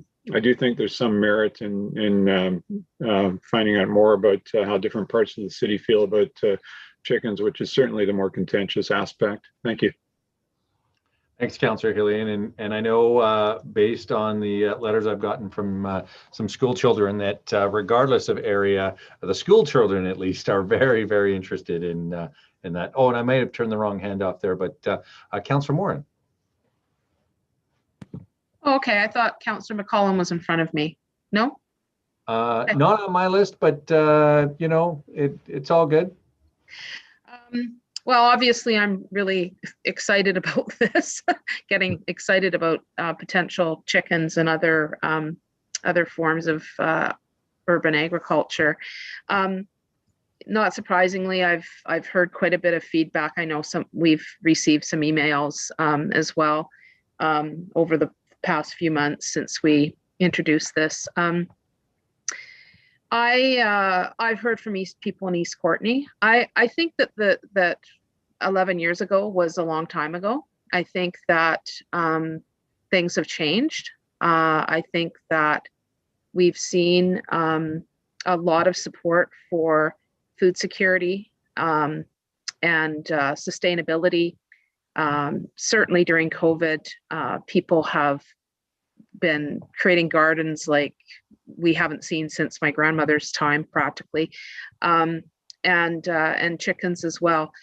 I think that, I mean, all that other people talk, obviously, I think maybe separating the issues would be a good idea, but I don't see a need to really to keep surveying, because I believe that there are really exaggerated issues around keeping chickens. When you actually look at going into, I've done a bit of research into other local, into other municipalities, there's virtually no complaints. It's just a non-issue. And in fact, in some areas, there's maybe only 10 people that decide to even have chickens in the beginning. So I don't see that we're going to have this flood of people getting chickens. It's a lot of work. You have to be committed to it. And I think that we could put into the bylaw some language that helps mitigate some of the potential challenges. Obviously, not having roosters, having, you know, maximum number of hens. We could even have, subject to an online education component that Lush has said that they would support as part of their education programs, how to keep hens ethically, all those kinds of things. There's even discussion about having an organized kind of a hen adoption program if people are deciding that they don't want hens anymore, so that the hens have a safe place to go where someone wants them. So I think there's lots of ways to mitigate. I know many people with chickens who don't have issues with pests, because chickens actually clean up the yard and clean up anything that other animals might want. And in fact, we have rats and other animals regardless of chickens, and there's no evidence to suggest that we get more rats with chickens. So I think that for you know, all of those reasons, I would like to see this going ahead sooner rather than later. And I will, I'll let other people speak, but I think this is the time, and I think it is well supported. I don't, the other thing I would add is that we know that there are lots of people in this community with chickens already.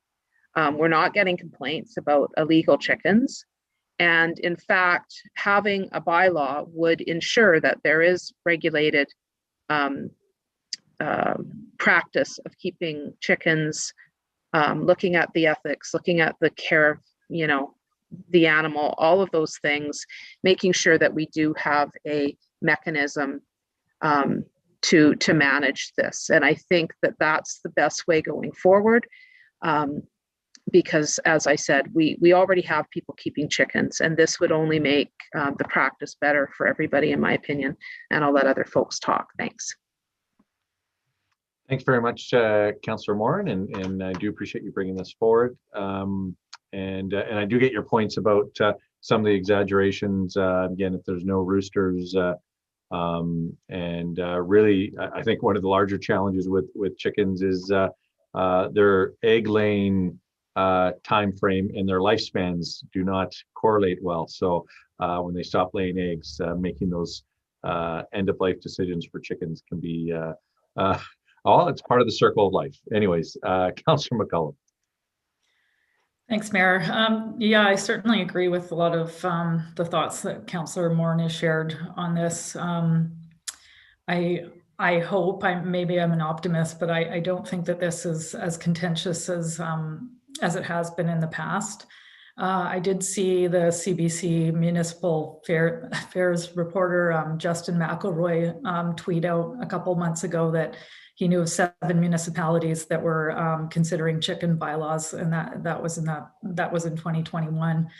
And I replied, I asked if Courtney was on the list, and he said he had to add it. So that means that, you know, we're part of quite a number of municipalities that are contemplating this, and that I'm sure it has a lot to do with the pandemic.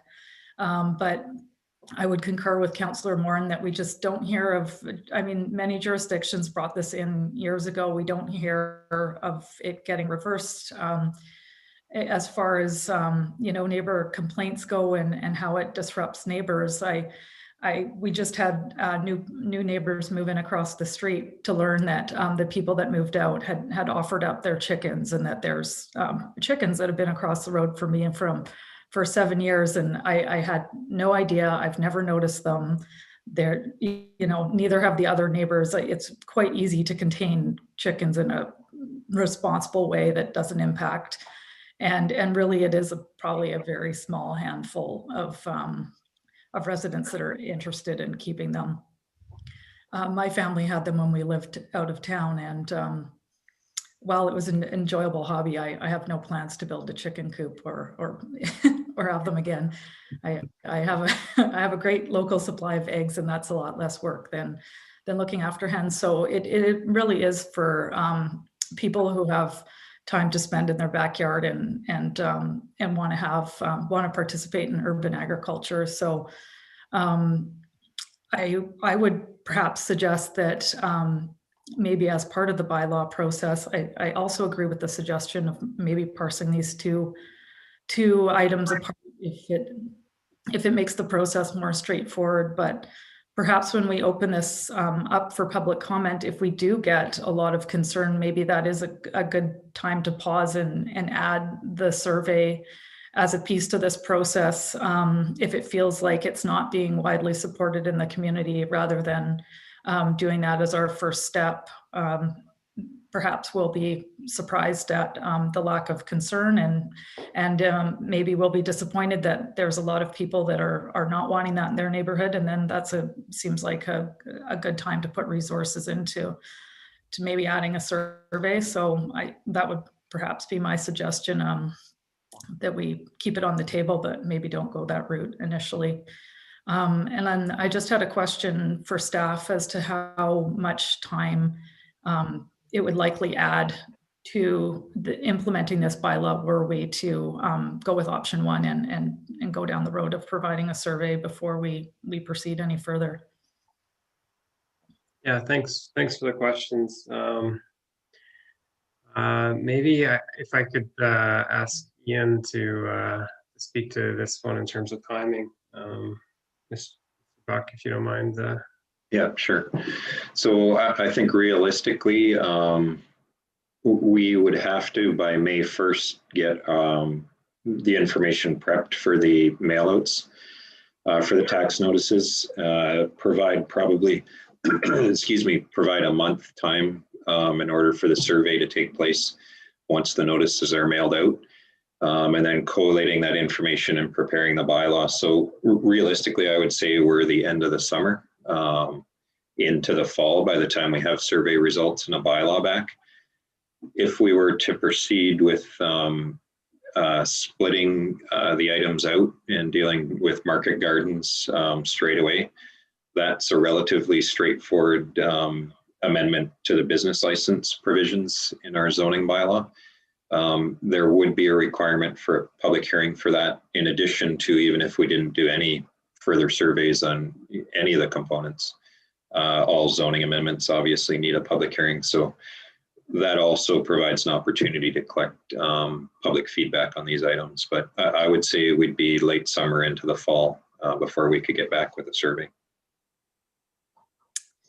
Okay, that's helpful information. I'll let others go. Thanks for that. Excellent. Yeah, and you know, I know over the last year or so, you know, one of the terms I've heard over and over again is pandemic puppies, but maybe we can have like COVID chickens or something to help families cope. But with that, Councillor Theos. Appreciate it. Yeah, the opportunity to give people an avenue to actually communicate, I think, is very worthwhile. And when we can do it at an extremely low cost, like I remember the survey last time in 2010, 2011, when it was very minimal costs. If it was 61%. That were opposed to the chickens and the hens, that was 61% out of a large amount of people that actually responded. So we're talking about almost 2,500 households had responded with that being a record in the city of Courtenay as in terms of this one issue. And you know, I would have to say the second one would have been food trucks. So people took an interest in actually responding to that, and I think. Giving people an opportunity to speak that live in our community and have their say, I think is critical, and it's very much needed nowadays. We've got the Qualicum had recently a pilot project on the hens and chickens in the backyards. they actually had a handful of residents, or I think it was a 3-year pilot project, handful of residents that volunteered to have the backyard chickens, and the end result just recently they voted opposed. So there was some concerns. I wouldn't say it was a huge amount from what I was reading, but it was enough that caused me to just have some pause and say that going door to door over the years, rats and raccoons in the areas of many locations throughout Courtenay were a significant problem. And I know my father had backyard chickens in Nanaimo, and I thought the chickens were quite lovely, and I did enjoy the product of the eggs, and he enjoyed the process. But there was raccoons and rats as a result that were attracted to either the food or the chickens themselves. So that was an ongoing issue that he was dealing with. And then, as the mayor said, there came a time where they weren't producing the eggs anymore, and they became much like pets at the end. And there was places where chickens have been abandoned in many areas where chickens are allowed. And I know when I was in Hawaii, chickens were running free everywhere. And I'm not saying that's going to happen here, but I do believe that having the step of putting out that survey to the public through our tax notices is minimal costs, and it would get I would say a good clear picture of where is the best place to do this. All right, thanks, Councillor Theos. And Councillor Frisch. Yeah, thanks, Mayor. And thanks again for the report. I would agree with the assertion that a lot has changed in the last 10 years. And yeah, my sense is that there's probably a lot of support for backyard chickens, and that's all I'm really probably going to talk about in the next few minutes here. And I would actually also suggest that if we start moving ahead with the process of creating such a bylaw, that I'm sure the papers will pick it up and people will hear about it. And if there is a lot of opposition, we will definitely hear about it. And so I would suggest we actually just start moving forward with it. And if we get a large number of people saying this is maybe not the best idea, then we can always put something in with our tax notice, before we move ahead with final adoption or whatever. If we're second guessing our thoughts on whether the community is ready for backyard chickens or not. So I'd be happy to move option 2 when people are done discussing this. Thanks. All right, thanks, Councillor Frisch. And Councillor Moore. Great, thank you, Mayor. Yeah, I just had a question for staff. If we went with option 2, I would assume that we would be able to have a public hearing as part of that process, so we could still gather public feedback in that way. Is that correct? Yeah, that's correct. It would follow a normal zoning bylaw process. So it would come to council with first and second reading, and then a public hearing scheduled. Yeah, so I think that gives ample opportunity. I know that our press is very good at spreading the word, and we've got great communications to do that. I would note with Qualicum that actually that was a very unpopular decision with the public to discontinue that pilot. It was a pilot program. It was over 3 years. There were only 17 permits given out. There were a few complaints, but most people were actually not happy with discontinuing. And in fact, city staff said that they had far more dog complaints than chicken complaints. So it actually the public is actually quite choked that Qualicum canceled that program. So I don't know if that's the best example, because that was council maybe not listening to the majority of people. I'm not sure, not to throw my Qualicum council folks under the bus, but certainly that was only 17 people with chickens over that 3-year period, and just a few complaints to my knowledge. So I would definitely be in support of Councillor Frisch's motion if he puts it forward. Thanks. And Councillor Hillian. Thanks, Mayor. I don't have a problem with supporting option 2 if the time involved allows people to come forward, and if there's a public hearing component, I think that makes sense. But I would just ask staff if it's still possible to separate the elements, because I really do. It may be that, as everyone says, that keeping hands is not going to be contentious at all. I certainly hope that's the case. But I think the other 2 elements are far less contentious, and I would hope that if we do find that there's significant pushback on the hands, such that we want to ascertain which parts of the community would support versus wouldn't, that wouldn't prevent us from moving ahead this growing season with the other elements. So hopefully, if we do support option 2, that would still be a possibility that staff could make work for us. Thanks. And Ian, I see you've unmuted yourself.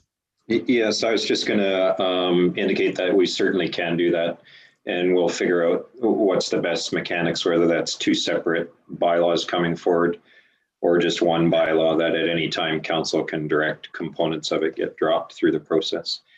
And the only other thing I'll add just on the timing related to Councillor Frisch's earlier comment is, if we move forward now, we'll miss the deadline to get surveys out in this year's tax season. But that doesn't mean we don't pull back if there's a desire to do that and engage in a different way on whether it's all issues or just the chicken issue. So just wanted to clarify that. Thanks. Excellent. Thanks for that. And Councillor Cole-Hamilton. Yeah, thank you, Mayor. And thanks for all the great discussion. I would also be perfectly comfortable with supporting option 2. It allows obviously for a public hearing, which is a way to get a sense of things.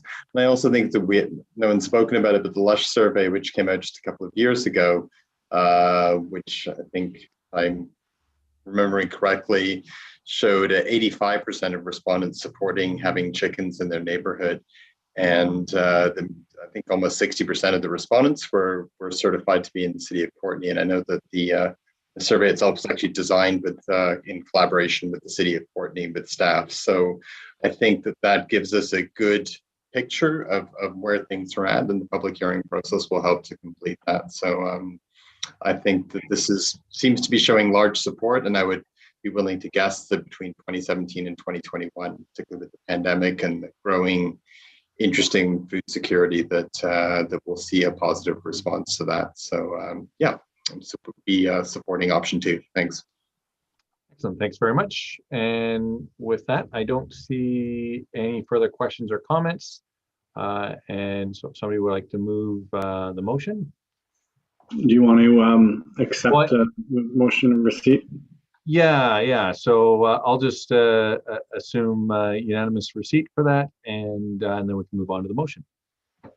Sure, Mayor. I'll move that staff prepare the necessary bylaw amendments to permit urban agriculture in the city based on the results of the 2017 Lush Valley Survey. Second. Excellent. Any questions or comments? Seeing none, I'll poll council, starting with Councillor Theos. Under the wire. Thanks, Mayor. Just to confirm that the process will be moving this forward to a public hearing, from what it sounded like, and then there's going to be a final vote after the public hearing to determine whether to proceed forward or not. It sounds like that's the process. Yeah, thanks. Just to clarify, there'll be a report that will come back with the necessary bylaws for first and second reading. That'll include a zoning amendment bylaw as well as amendments to the animal control bylaw. At that time, if council wishes to move forward with a public hearing, then that would be scheduled for a public hearing where the discussion would happen, and then bring it back after that for consideration. Great. Thank you very much, Ian. Okay. I'll jump back into polling council, starting with Councillor Cole-Hamilton. In favor. Councillor Frisch, I'm in favor. Councillor Hillian, In favor. Councillor McCollum, In favor. Councillor Moran, In favor. and Councillor Theos. In favor. And I'm in favor as well. Excellent. Well, that's fantastic. I know it's been under discussion for a long time. Nice to see it taking another step forward. And next we have the 2021-2025 Consolidated Financial Plan Bylaw. I can move this one, Mayor. I'll move that based on April 6th staff report, 2021 to 2025 Consolidated Financial Plan Bylaw 3032. Council endorse option 1 and approve the 2021 to 2025 Consolidated Financial Plan, and that council proceed with first, second, and third readings of the 2021 to 2025 Consolidated Financial Plan Bylaw number 3032, 2021. Seconded. Excellent. Thanks for that. And we'll pass it over to staff. Trevor Kushner. Thank you, Mayor. With that, I'll pass it over to Jennifer Nelson to summarize the report and take any questions that council may have. Okay, thank you through the CAO to Mayor and Council. So Council has been presented with all of the various budgets, the water, sewer, solid waste, and the general operating and capital financial plans over the course of the last few months.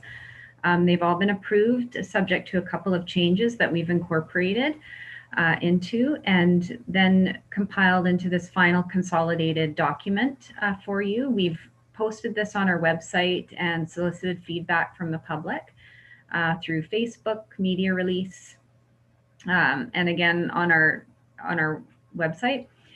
We haven't received any feedback from the public, so we're reporting back to you to inform you of that, and then looking for 3 readings of the Consolidated Financial Plan Bylaw later on in the meeting. So with that, I'll open it up for questions. Fantastic. And Councillor Theos, you're first up. Thank you. Yeah, thank you, Jennifer, to you and your team. Did a real excellent focused job on trying to maintain the line and ensure that that the public during this challenging time of pandemic is not impacted to a greater degree financially.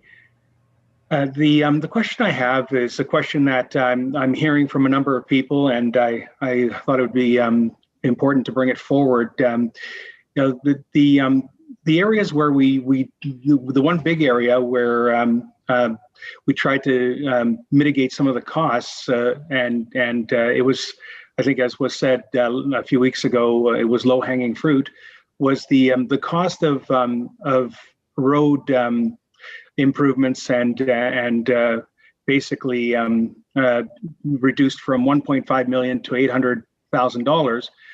And the question I have is in regards to if we now look at our road improvements at 800,000, are we spending more this calendar year on bike lanes than we are on road improvements throughout the whole city of Courtenay?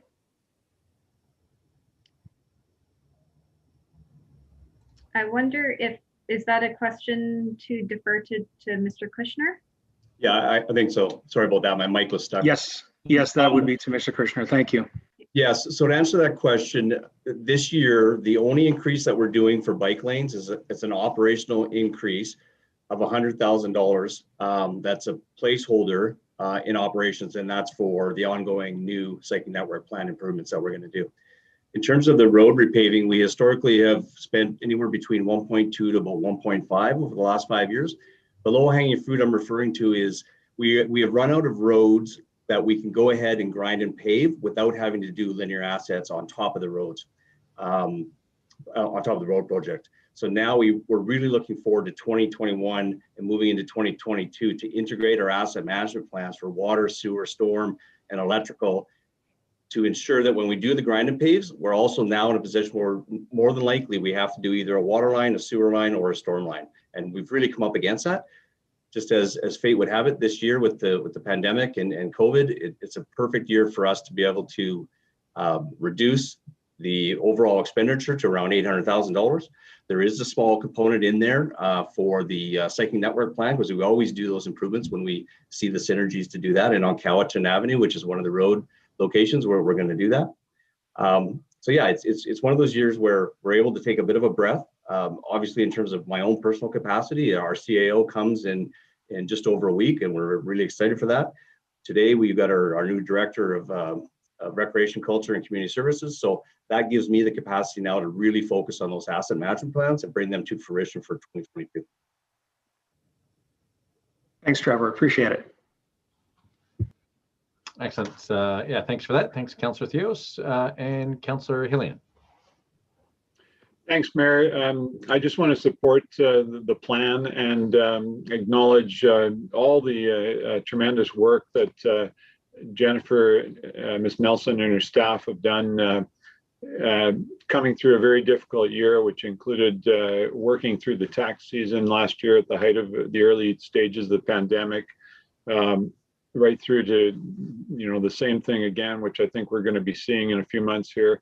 It's been an inordinate amount of work and strain, but accompanied by creativity and initiative to come up with a budget that holds the line to the extent that we can.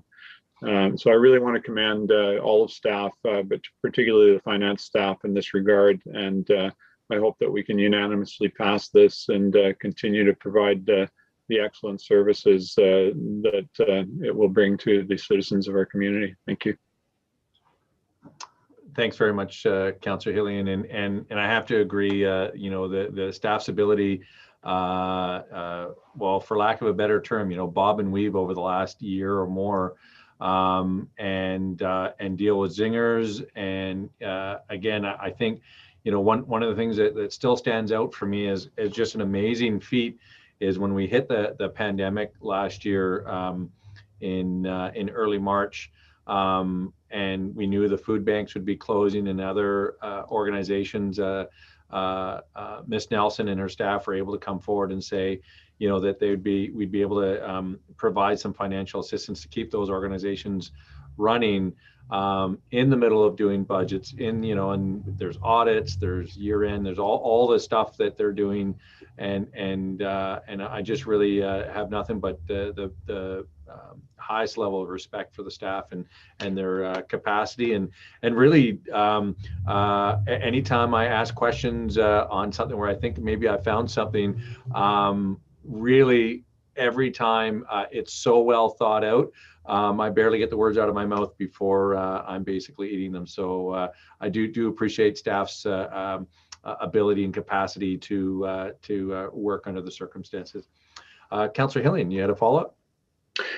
Yes, thanks, Mayor. Just further, I wanted to acknowledge Mr. Kushner's engagement in this whole process. I'm sure he had more than just a small hand in it, and I want to commend him for his steady stewardship of the city, acting as our CAO over this past period of time, going above and beyond in many respects. Thanks very much. Excellent. Thanks, Councillor Hillian, and I will echo those thoughts for sure. Councillor Theos. Thanks again, Mayor. I appreciate the opportunity.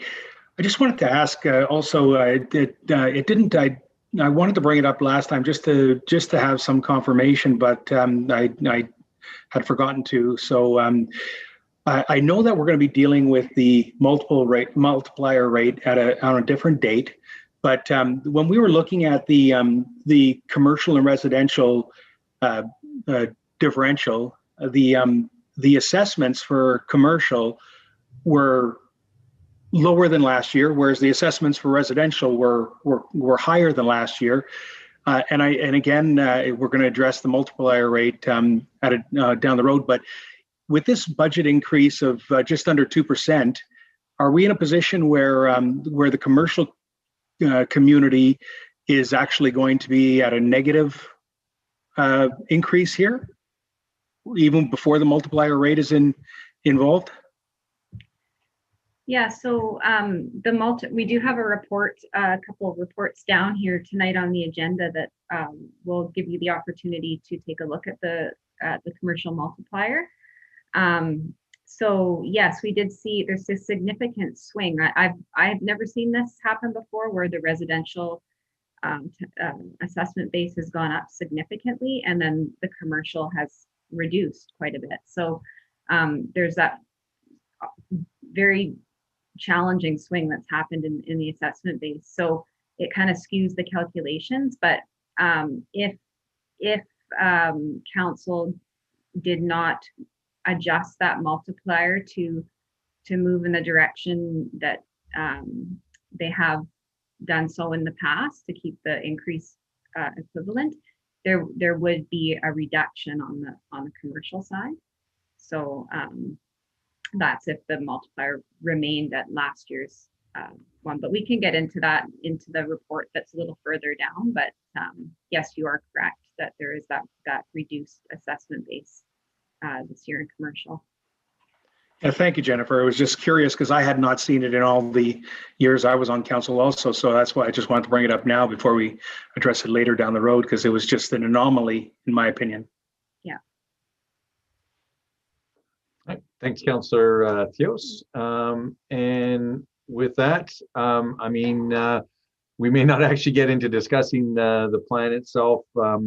Like I said, I think it's really well written and contemplates everything as good as possible. So with that, I think I will just poll council, starting with Councillor Cole-Hamilton. In favor? Councillor Frisch. In favor. Councillor Hillian. In favor. Councillor McCollum. In favor. Councillor Morin. In favor. And Councillor Theos. I'm in favor. I like to hear those words. All right. I'm in favor as well. Unanimous. Glad to hear that. And with that, we'll move on to the DCBIA budget and tax levy request. And Councillor Frisch, were you? I don't know how my hand went up, but I will move this if you like. I'll move that, sorry, almost had it. I'll move that based on today's staff report entitled Downtown Courtenay Business Improvement Association 2021 Budget and Tax Levy Request, Council approve option 1 and approve the DCBIA 21 Budget and Tax Levy Request in the amount of $60,000. Second. Excellent. And with that, I'll pass it over to Mr. Kushner. Thank you, Mayor. I'll pass it back over to Jennifer Nelson to summarize the report and take any questions that council may have. Okay, thank you through the CAO to Mayor and Council. So this is really an annual sort of housekeeping item that we have to do each year in order for us to levy the annual $60,000 request for the DCBIA. Council needs to approve it as well as their budget. So that's really what this report is. There's a bylaw in place, bylaw 2264, that authorizes this. And that is good until 2023. So I'll maybe just leave it at that and open it up to any questions. Excellent. Any questions or comments? Councillor Hillian. Thanks, Mayor. Thanks to staff for preparing this. I just want to acknowledge what a key partner and participant in the life of the city, the Downtown Business Association is, and I'm pleased that we can approve this to allow them to continue their operations as they do. Thank you. Excellent. And Councillor Frisch.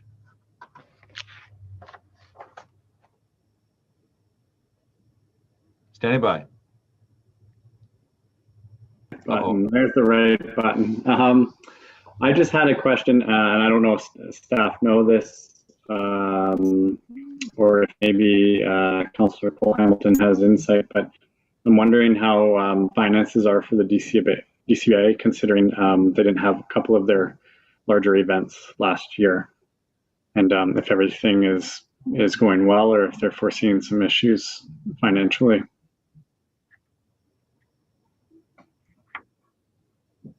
I'll just say that I don't have any information beyond the budgetary information there, but there is a board meeting tomorrow, so I'm sure I'll get an opportunity to find out. Okay, thanks very much. And I think I asked somebody this question, and I probably got it answered, but I have forgotten that answer now. They're requesting $60,000, which is the maximum. And so I wonder if they decide, say in future years, to go above that $60,000 maximum, if we want to let them know that to give us a little bit of extra heads up, because I assume it means we're going to have to vary or amend the bylaw. Does that make sense? Yeah, that's my understanding as well, and I wasn't suggesting that we might have them levy more because they're probably not allowed to, but I'm just curious about how things went last year without their larger events in the summer. But I'm sure I'll hear more about it later. Thanks, Councillor Frisch. My question was to Ms. Nelson, though, I think, just to see if she thought that if we required more advance notice to them. And that might be something that Councillor Cole-Hamilton could convey to them at the next meeting. Yeah, my understanding with this, there's a bylaw in place that expires in 2023, and it does have a cap of 60,000 per year is the max that they can request.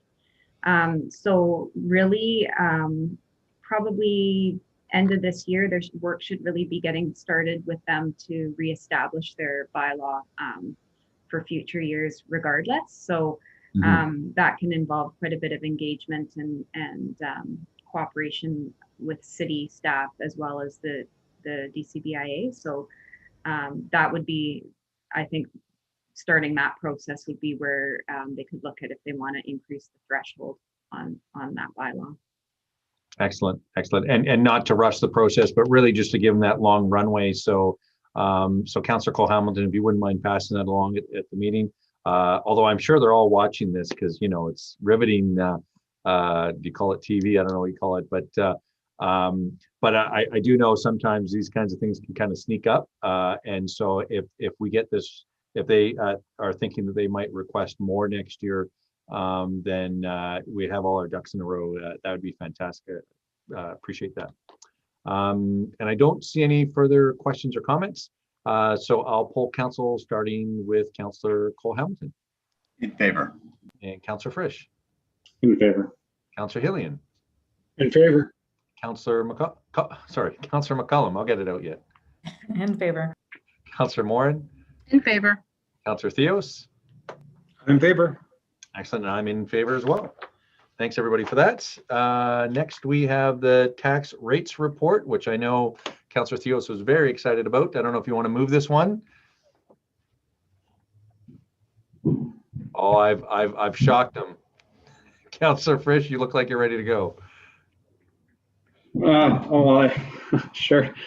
I'm happy to move this. So I'll move that based on today's staff report entitled 2021 Tax Rate Report. Council approve a residential tax class rate of 2.989 and a commercial tax rate multiplier of 3.5 in order to generate property tax revenues to cover the budgeted expenditures identified in the 2021 to 25 consolidated financial plan.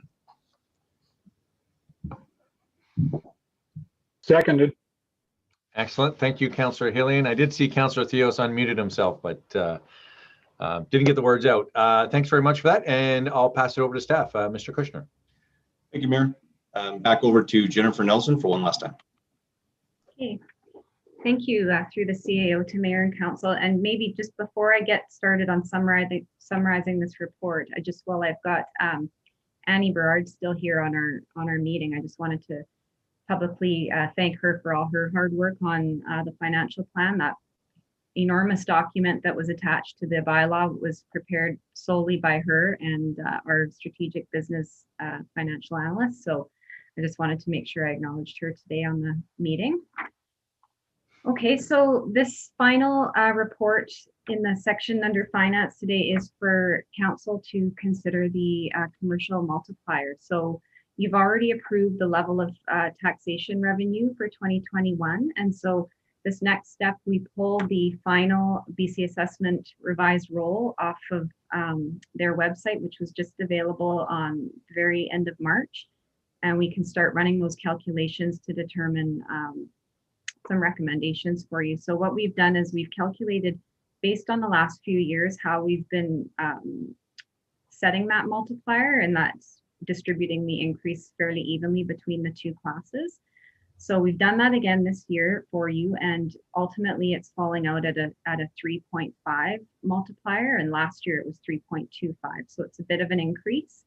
But what we've done is also provided you with a few different options so that you know, we're recommending the 3.5, but we've given you a few other options to look at if that is what council wishes to do.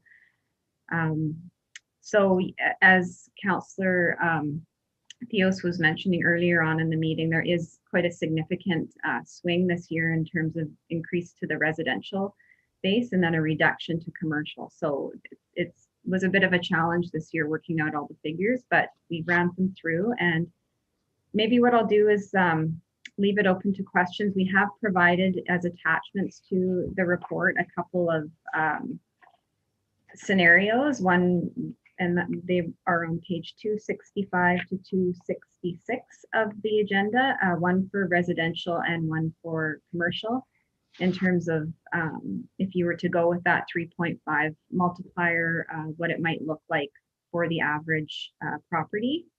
And I'll just leave it at that if you have any questions around that. Excellent. Thanks very much for that. And Councillor McCollum. Thanks, Mayor. Yeah, looking at these multipliers, it's a bit of mental gymnastics. There's a few different things at play in terms of new properties coming on, and then the change in property values, and then the relative changes between the two asset classes. And I could see why this may have taken some time to arrive at a number, and I'm still trying to work out exactly how they all fit together. So I guess my first question is, last year, what was the approximate increase for commercial properties versus this year? Are they seeing a smaller increase, same as residential properties, or is there relative portion of our increasing budgetary requirements hitting them more than last year? I'm just going from recollection. I can bring it up, but to just confirm in a few minutes here. But my understanding is this is a little bit less than the increase that was out there last year, just on the general and the general debt and taxation. They received commercial last year received a significant reduction on the school tax side of things. So we still haven't heard from the province as to whether they're going to offer that reduction again this year. So in terms of the total tax notice, what that would look like, I can't say for sure, but I'll maybe just bring it up. Yeah, sorry to put you on the spot with that one. It was kind of something that occurred to me as we were going over the staff report.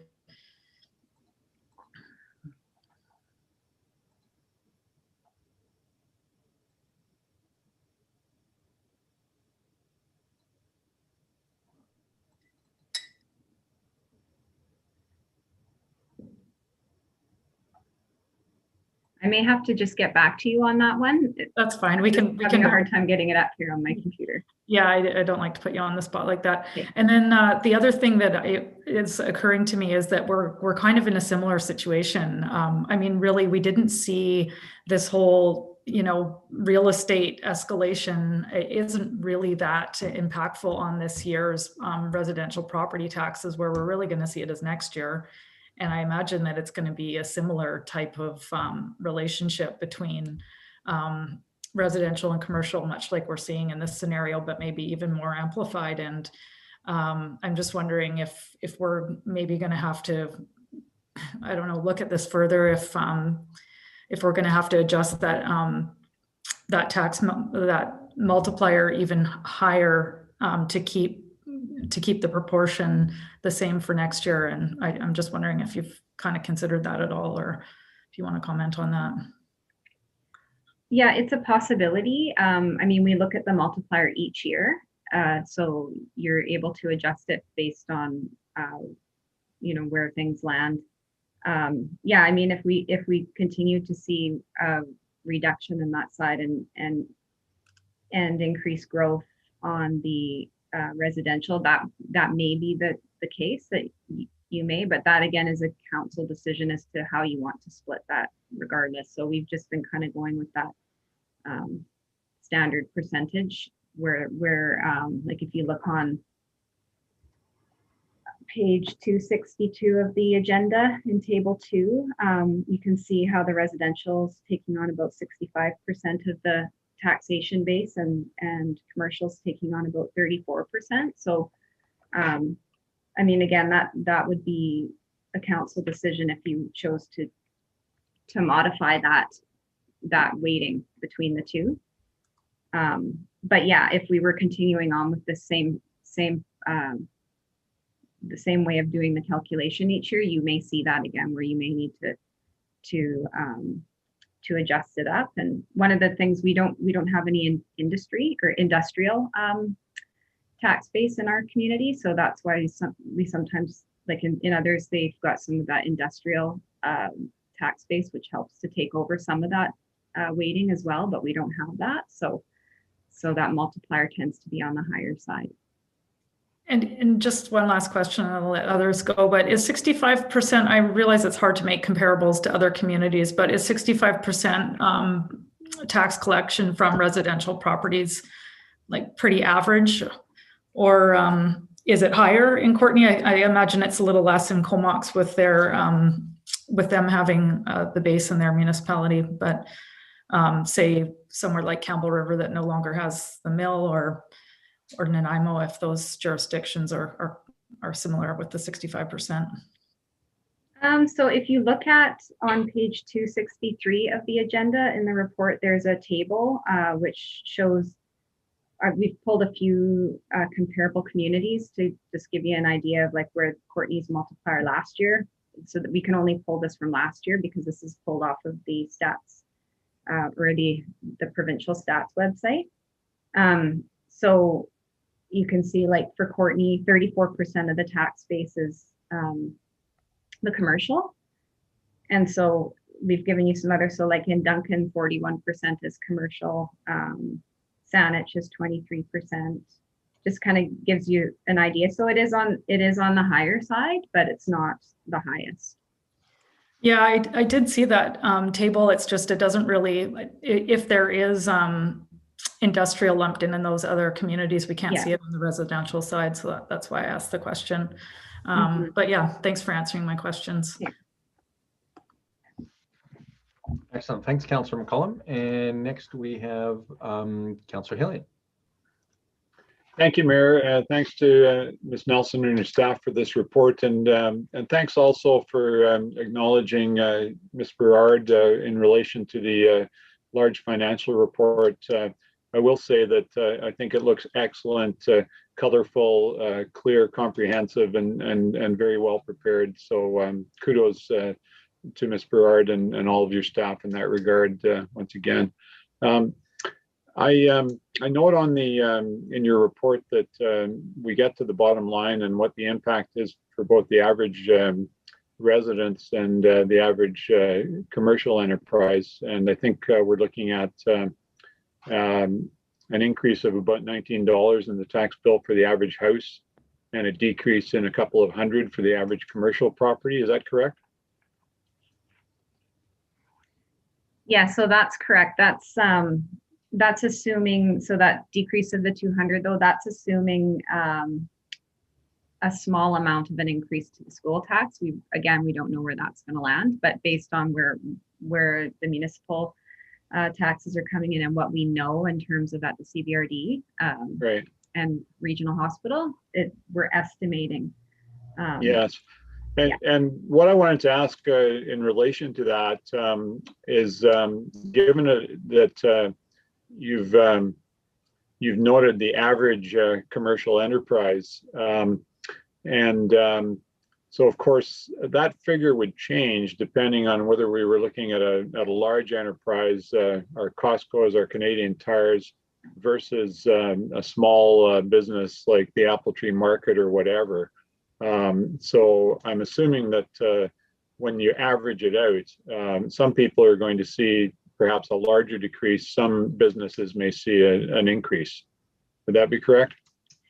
Yeah, that's correct. And actually with commercial, I even sometimes hesitate to do this average because there is such a huge wide range. You know, you've got the big box stores versus the really small. So it's really is just that average and so yes, there could be various different circumstances out there. One of the things that our previous mayor and myself agreed upon was that there should perhaps be different categories of taxation for commercial enterprises based on size and scope. I did hear recently that there are some other municipalities that have been looking into that and perhaps pushing that forward. I'm wondering if in your contact with other directors of finance, your colleagues around the province or dealing with the provincial Ministry of Finance, you've heard any talk in that regard?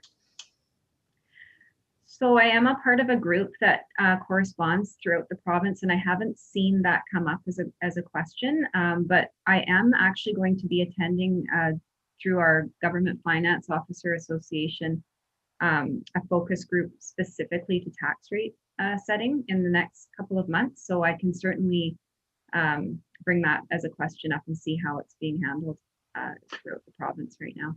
I appreciate that. We did bring resolutions to UBCAM over a couple of years asking the province to look at that. And even though I believe they were passed, we never really got very far with it. I think it's pretty complicated, and the government, provincial government, would prefer that there was just one commercial class. So, I know that this is a tricky balancing act, and I appreciate the efforts that you've made to show us the comparison with other communities. And I think the recommendation reflects a fair balance in this case. Thanks very much.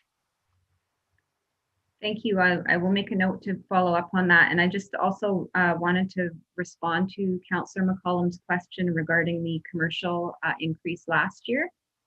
So thanks to Annie for sending me that information. So there was, it was $359 increase we had quoted last year on the average commercial, which was about a 4.3%. So this is a reduced amount. It is less than last year's increase. Thanks for that. Excellent. Thanks very much. And Councillor Cole-Hamilton. Thank you, Mayor. And thank you, Jennifer and Annie, so much for all of this material. My question was, I guess one of the big things that we don't know is what will happen with the school tax reduction, whether that will go back up. And with the school tax reduction, this is a fairly manageable multiplier. But I was just wondering if the same reduction were not to be offered, and the school tax were to revert to where it has traditionally been, that range of rate, what would, at that point, what would be the increase or decrease for the average commercial property? Yeah, so I wouldn't be able to quote that right offhand. What I can say is that last year's, what they did was they reduced the school tax rate by about 50%. So when you look at last year, so on the average commercial on page 266, we've got the school tax item, and you can see last year it was around $1,000 or just under $1,000. So if they weren't given that reduction, it would have been closer to $2,000 that they would have paid that in last year. So, you know, if you consider that if they went right back up to where it was, and I don't know what, if they could even increase it. We have no say in what happens with the school taxes. Of course.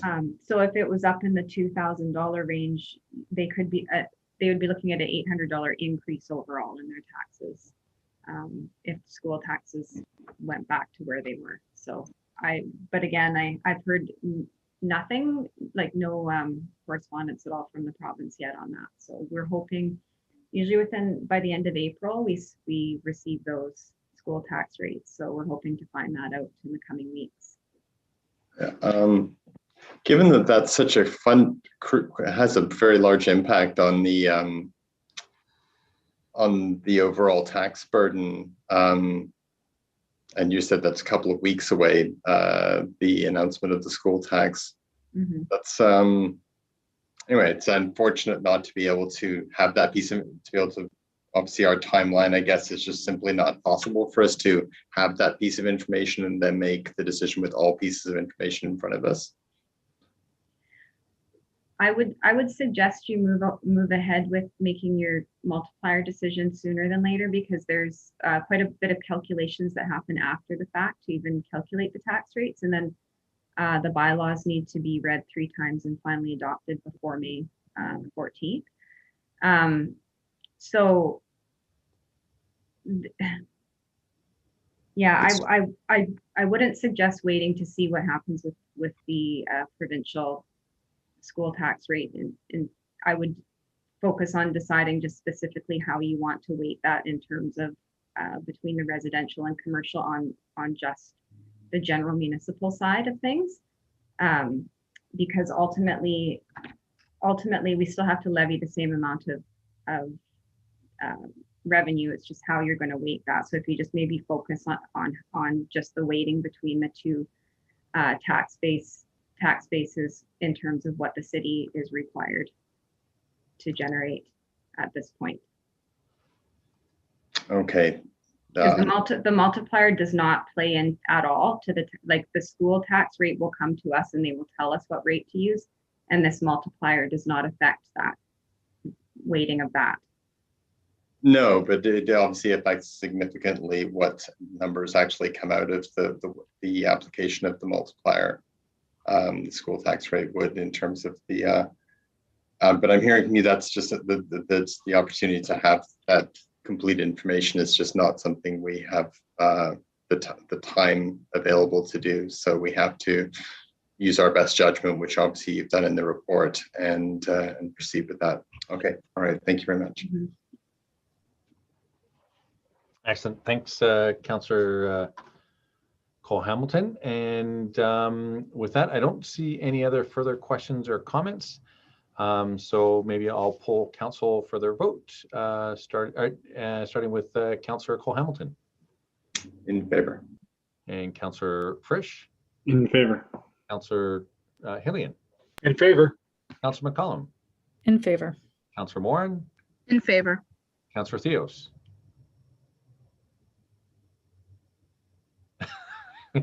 I'll take that as in favor, and I'm in favor as well. And thanks for that. It was a great discussion. And with that, we'll move on to the 2021 Mile of Flowers program. And if somebody would like to move that. Mr. Mayor, I'm wondering if we can hear the staff report before making a motion, as there's a couple of options that we may want to choose from. Fair enough. We'll just put it on the table later on, and I'll pass it over to Mr. Kushner. Thank you, Mayor. I'll pass this over to Kyle Shaw, our Director of Public Works, to summarize the report and take any questions that council may have. Yes, thank you for that. Through the CAO to Mayor and Council, shifting gears a little bit from dollars to maybe talking about daffodils. We could talk about some flowers and change the topic a little bit. I'm pleased to present Staff Report 2021 Mile of Flowers program. The purpose of this report is to present Council with some options regarding the delivery of the Mile of Flowers for the 2021 fiscal year. The Mile is a highly visible and very involved initiative requiring a great deal of staff time, both in preparation of the program rollout, but also in ongoing maintenance throughout the summer months, where staff go back on a weekly and monthly basis to devegetate some of those garden beds, as well as the watering and so on. Unfortunately, and unforeseen events regards to safety challenged the application of this program in 2020. Due to COVID, resulting in the cancellation of the Mile of Flowers. However, staff believe a resumption in the program for 2021 is possible. That said, it would require some strategic modifications in order to safeguard the health and safety of staff and remain compliant with with WorkSafe BC regulations and Public Health Office guidelines. Now, I will say that, in the time that leading up to the drafting of this report and now today into the presentation of it, things have changed again. And whereby a few weeks back, we probably would have been in a much more open place in terms of suggestions to moving to a volunteer-based program. I think it's prudent that we maintain the safety of our staff and although we are still shifting away from essential services, we're still trying to provide those essential services, and public works staff themselves provide many of those services to the community on an ongoing and a daily basis. We cannot take our grass home and cut it, and we cannot take the bulbs for the Fifth Street or for the Cliff Avenue home and plant them and get the same result. Therefore, it is recommended that staff, it was recommended that the 2021 Mile of Flowers program proceed with a staff-only installation and that it remain compliant with the said regulations and guidelines. And with that, I'd be happy to take any questions the council may have. Excellent. Thanks very much, Kyle, for that. And I know last year when it was canceled, I did have quite a few people contact me who were understanding of the situation, but also really hoping that we might be able to find a solution going forward. So really glad that you've come forward with these options. With that, I'll pass it over to Councillor Hillian. Thanks, Mayor, and thanks to Kyle for the report. So I just want to be clear on what you're saying. It sounds like when you originally envisioned giving us options and maybe the engagement of volunteers was more palatable, it was before we moved to the current restrictions and saw the presence of variance and the other public health concerns that we have right now. Is that essentially what you're saying? That if you were to write the report today, you might not be so enthusiastic about giving us the second option? Yeah, that's very correct. Thank you for that, Councillor Hillian. It's very observant of you as well. We were, and in looking back in the the onset of COVID, and as we transitioned through COVID, and I talked about drifting back into normal operations and away from essential services, we get hit in the face, quite heavily with the restrictions and the changes in restrictions, and we're dealing with in peak season 60+ staff, and that affects everyone in a different way. And it's in the best interest that we continue to safeguard those individuals while they're at work, to do the best job that they can and provide those services for our community. And you are very correct that if we were to write it today, it might be a little less open to the opportunity of being inclusive of those volunteers. Although I completely appreciate the history of it, I still think there's a lot of positives that come with the application of this program and getting that joy into our community with the vegetation and the plantings. So very much stand on the recommendation for a staff-only application this year.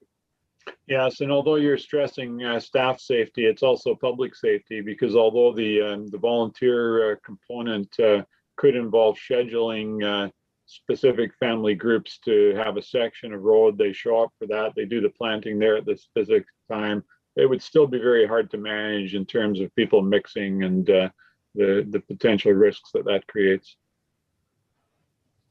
Yeah, it's very true. Well said.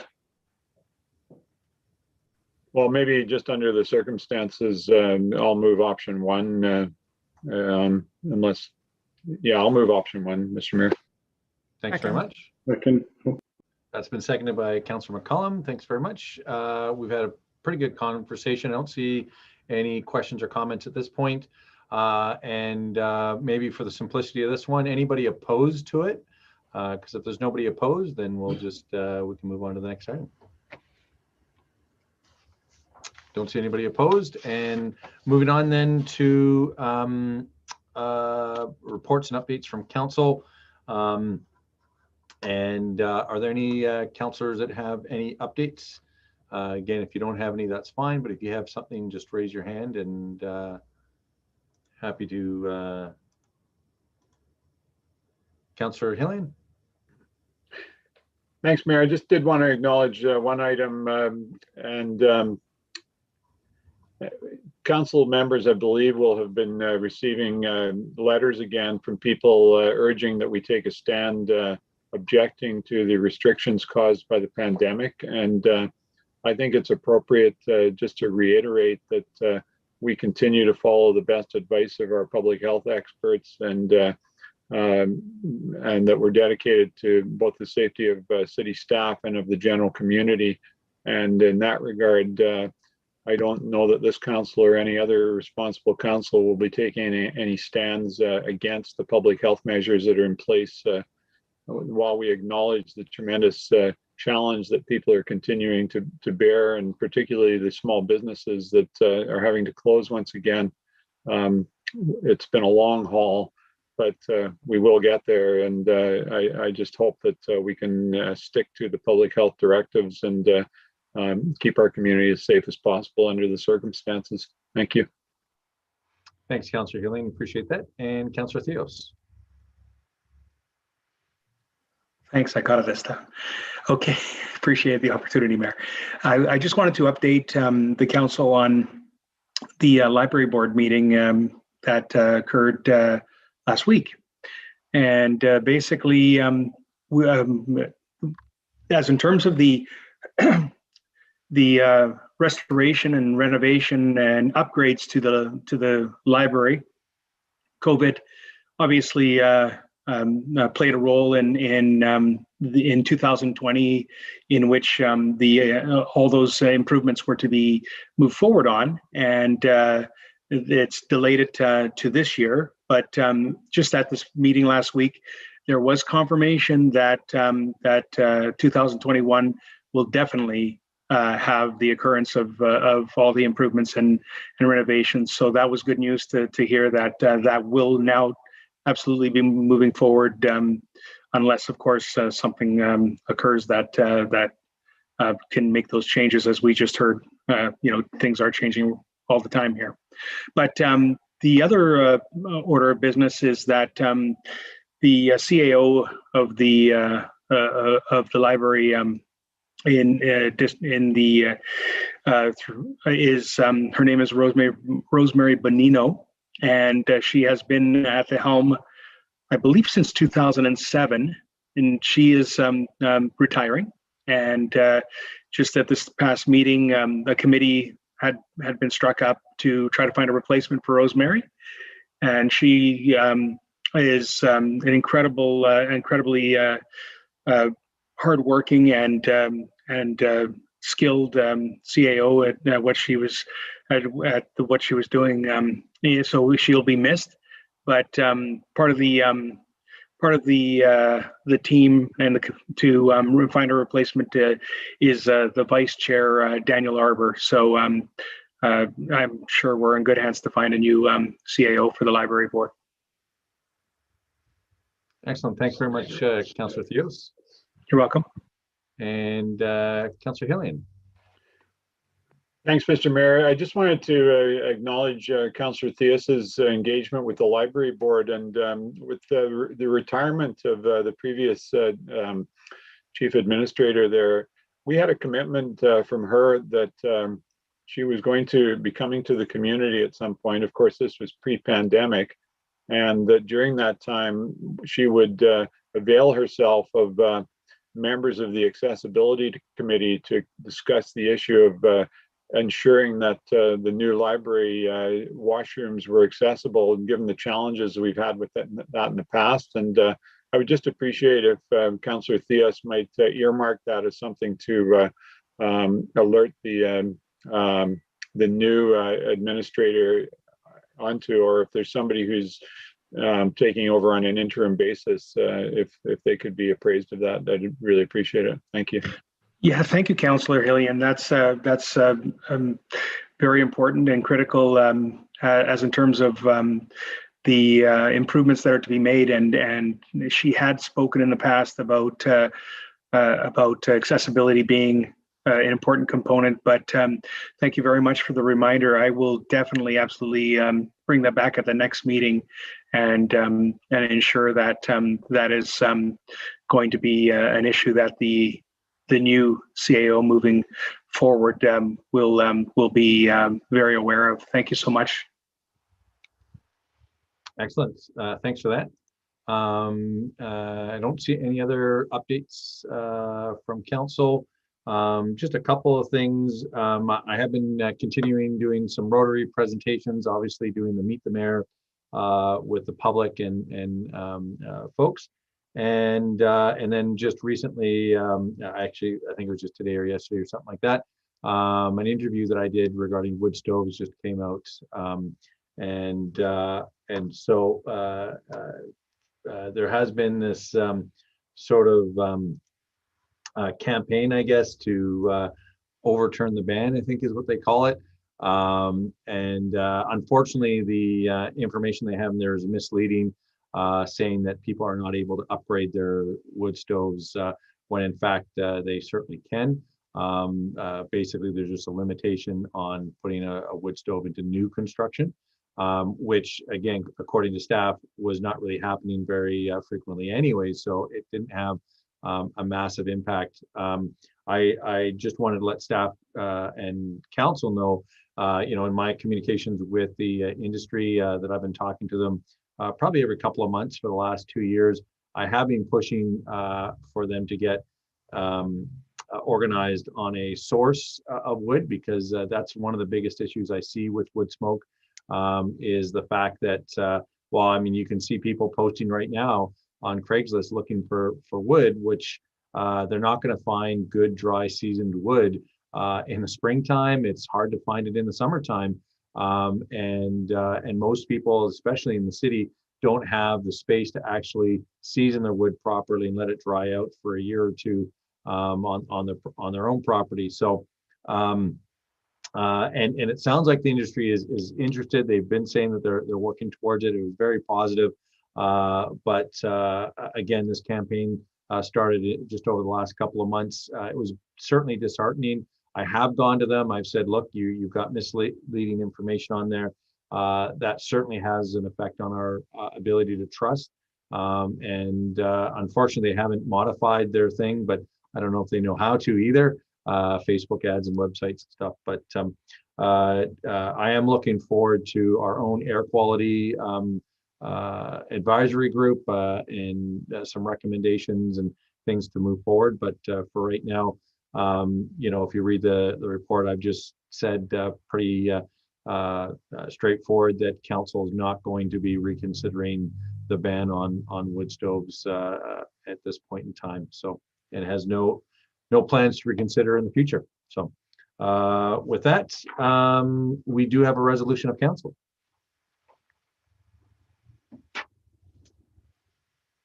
Councillor Cole Hamilton, you leaned up. I don't know, were you gonna? I wasn't, but I can just locate it. Just a second. Yeah, so I will move that a special in-camera meeting closed to the public will be held April 6, 2021, at the conclusion of the regular council meeting pursuant to the following subsection of the community charter. 91C, labor relations or other employee relations. 91E, the acquisition, disposition, or expropriation of land or improvements.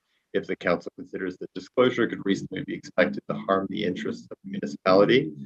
91F, law enforcement, if the council considers that disclosure could reasonably be expected to harm the conduct of an investigation under or enforcement of an enactment. 91I, the receipt of advice that is subject to solicitor-client privilege, including the communications necessary for that purpose. And 91K, negotiations and related discussions respecting the proposed provision of municipal service that are at the preliminary stages and that, in the view of council, could reasonably be expected to harm the interests of the municipality if they were held in public. Second. Excellent. Any questions or comments? Seeing none. Is anybody opposed to this? It's a pretty standard in camera. I don't see anybody opposed to it, so we'll consider that passed unanimously. And next we have Councillor McCollum. Thanks, Mayor. Just looking for the unmute button. Yeah, this resolution came out of a request that we received last week from the City of Prince George, basically calling on other municipalities to follow their lead and the lead of other jurisdictions around Canada, and providing a message to the federal government to step up and look for solutions to drug overdose and drug poisoning from the toxic drug supply.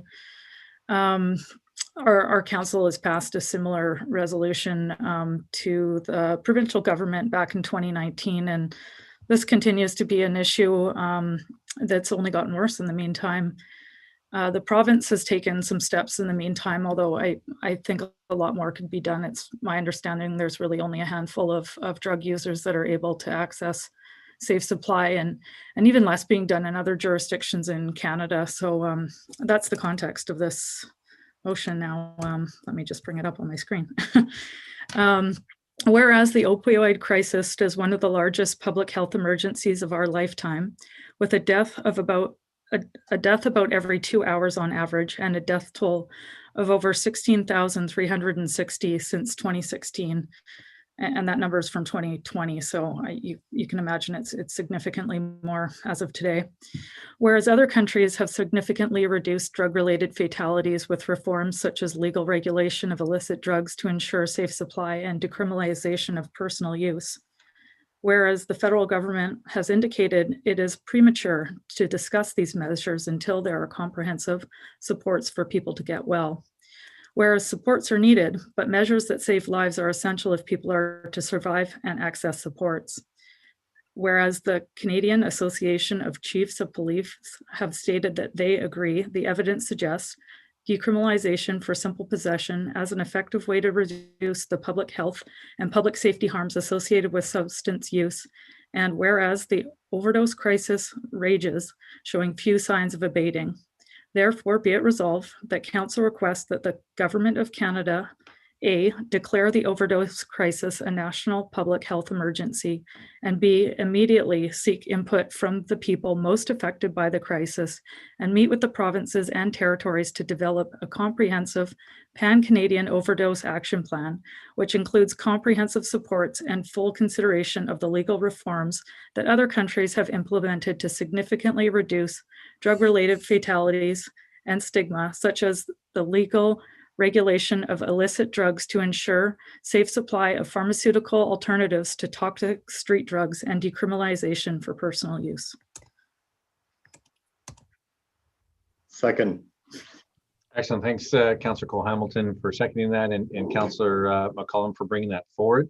I think this is, obviously an issue that's been going on for quite some time now, even before it was considered a major issue, or a crisis. It's certainly been a long time standing. So I do appreciate you bringing this forward, and hopefully we can get some action happening at the senior levels of government.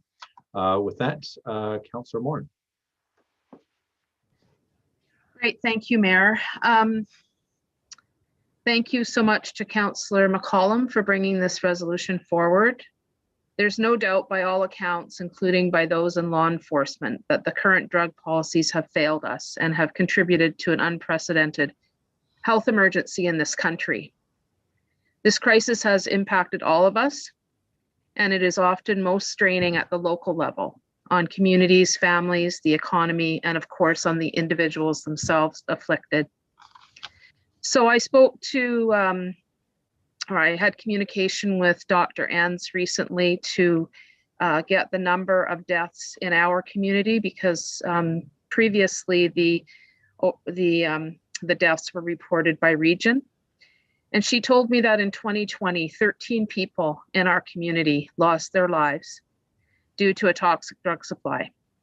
And if we include Campbell River with 15 and Port Alberni with 11, which of course doesn't cover our entire region of the North Island, Qualicum, Parksville, etc., that's 39 preventable deaths, and they are preventable. Those deaths are due to an illicit toxic drug supply. So this drug poisoning epidemic is, to be clear, these are not overdoses. People have used substances throughout history, and we've never seen deaths from substances like now. And it is completely because of the toxicity in the illicit supply. And it's not because people took too much. So let's be clear about that. In that narrative, people who use substances are basically being blamed for their deaths because they've made a choice to use too much, and that's just not accurate. So 28 municipalities have passed this resolution or some form of it, and we know that a collective and united front can have a significant influence on higher levels of government. I urge this council to join other municipalities to send the message loud and clear to the federal government that we need a comprehensive national plan to take the criminality out of this recognized health issue and provide safe supply of pharmaceutical alternatives to the deadly illicit supply. I frankly really like the Hedigan family, but I don't want to see any more Hedigans before us. I don't want to see any more families lose their precious children, aunts, cousins, neighbors to this. There's just, we have a solution and we just need to work on it. So like hundreds of people in our community, as many of you know, I too have loved ones who have struggled with addiction and mental health challenges. I've watched healthy, talented, kind, contributing members of my family suffer immensely. And they face daily stigma, shame, and hopelessness. So I question what the public response would be if we saw 39 deaths in our region from car crashes, workplace accidents, or even suicide. There would be an outcry like no other, and people would be scrambling to find solutions. The time is now to send the message to our federal government that we've had enough deaths from this health emergency.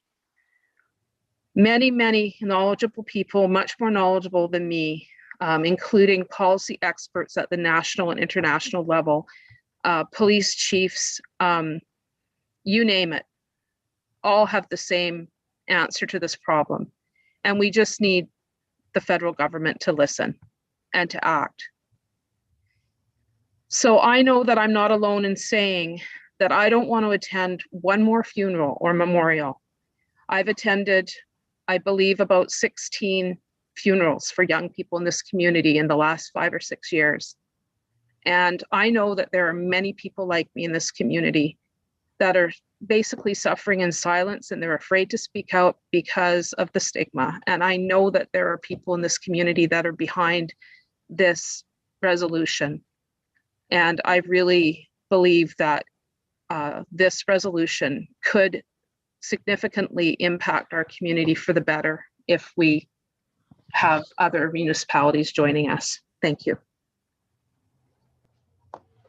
Thanks very much, Councillor Morin, for your heartfelt comments and sharing your experiences. I really do appreciate that.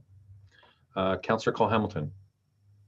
Yeah, thank you, Marin. I would echo the same. I feel there's almost nothing to be said after what Councillor Morin added. That was such a powerful and complete testimony. And I want to thank Councillor McCollum for bringing this forward, Councillor Morin for her continued advocacy throughout the community at all times for safe supply. And anyway, safe supply has always been a challenge, and during the pandemic, it's been worse than ever. The mixture of with the ports closed and the inability for drugs to come into the country, the supply, according to Dr. Enns, has become worse and worse, and there are no pure drugs of any kind at this point. She said everything is an unknown mixture, so people cannot safely. Sorry, I'm a bit emotional. I cannot safely consume in any way. The only option is some form of safe supply. And just coming back to Dr. Enns again, one of the things that I carry with me that is a update that she gave us about COVID. This is probably last May or June, so about 3 or 4 months into the pandemic, where she said there'd be more deaths in the previous 48 hours on the island from drug overdose than there had been over the entire course of the pandemic at that point. And I think what we've done rightly to handle COVID, we've turned our lives upside down. We've stayed away from our loved ones. We've watched untold suffering by members of our community, economic deprivation. Things we've done and have been willing to do to save lives are commendable. And what we need to do to save lives in the opioid crisis is quite simple, and it's all rooted in safe supply. Other things too, but rooted in safe supply. So anyway, I thank Councillor McCollum for the resolution, Councillor Moran for her inspiring and powerful words, and I just wanted to note there was also a small flurry of email that came in this afternoon from members of the community and community groups like the Regional Drug Substance Use Strategy, just showing the breadth of support for a move like this. So anyway, thank you. Thanks, Councillor Cole-Hamilton and Councillor Theos. Yeah, thank you very kindly. Yeah, this is certainly an issue that is affecting everybody in our community. I know of at least a half a dozen of people, all under the age of 40, that are in the Comox Valley that have passed away from opioids, and it is absolutely challenging. But there's a couple other components that I feel are very critical in moving forward with resolving some of the challenges that people are facing. Certainly having a safe product is key, but also above and beyond that, the treatment for the people that are struggling with opioids, that has to be a huge factor in moving forward, of saying that we're going to be in a position where the treatment is going to be able to be there for the people that need it, at and not out of reach cost wise, but something, for instance, like in Nanaimo, Edgewood is one of the premier facilities throughout the world, and most people cannot access it. The cost is just out of reach. So I think having more treatment facilities that are within reach for families that are struggling to see their loved ones, and on the right track and clean from the drugs is critical. And secondly, the penalties for the drug traffickers, to me, just are minimal, and just not having enough teeth to deter people from selling drugs to people, and creating this victim society that we have with people that are preying on people that are struggling with addictions, and to very little consequences to those people that are selling the drugs. So that is also a very big issue that we need resolving. Going back to Councillor McCollum's comments, I was looking at putting a motion forward for over the next 2 weeks that was going to be asking us to propose a meeting with the provincial government. I know this is asking the federal government to take action, but as Councillor McCollum said, we sent a request to the provincial government back in 2019, and as far as I know, we haven't seen or heard anything back since. So I am, going to propose, after this resolution moves forward, that we actually set up a meeting with the provincial ministers and express some of the challenges that are being faced in our community by the council that's of this community. So I will propose that after. Thank you. Thanks, Councillor Theos, and you may have heard me talk a couple of times in the past. I'm talking with Mayor Staples out of Duncan and mayors of Ladysmith and Port Alberni and other municipalities of similar sizes, so that we can come together. We know that the BC urban mayors, but that's like Victoria, Vancouver, Nanaimo, much larger municipalities have taken some similar actions, but we're looking to do and go to the province and really push them, because we are kind of a bit of a blind spot, where we're considered small enough that we're rural, but obviously for a lot of us, we are sort of the main point for a lot of these issues in our communities, both on the problems with it, but also even providing services for it, but not to the level that I think we need to. So appreciate that support. Councillor McCollum. Thanks, Mayor. Yeah, I just wanted to respond to Councillor Theus. Certainly a lot of the points that you've raised are definitely part of the solution. I mean, there is a lack of opportunities, especially in the public health system, for people to get into rehabilitation, due to either lack of resources or lack of beds. So certainly that is a really important piece of the approach, but none of these things are mutually exclusive. And I really like your suggestion of asking for a meeting with our provincial government. This most recent cabinet does include a new position of mental health and addictions. I believe is Sheila Malcolmson. I was having a hard time remembering her last name, and I mean she's just in Nanaimo, so it doesn't seem like. Although I imagine we would probably see her by Zoom, given the state of things right now. But that seems like a good next step. So I would definitely support that coming forward, and I think that's a great suggestion. Well, thank you very much, Councillor McCollum. Excellent. I think everybody's spoken. If there's no further questions or comments. I see Councillor Morin under the wire. I just wondered if a friendly amendment could be considered, at least in the title of the resolution, to reflect toxic drug supply rather than overdose.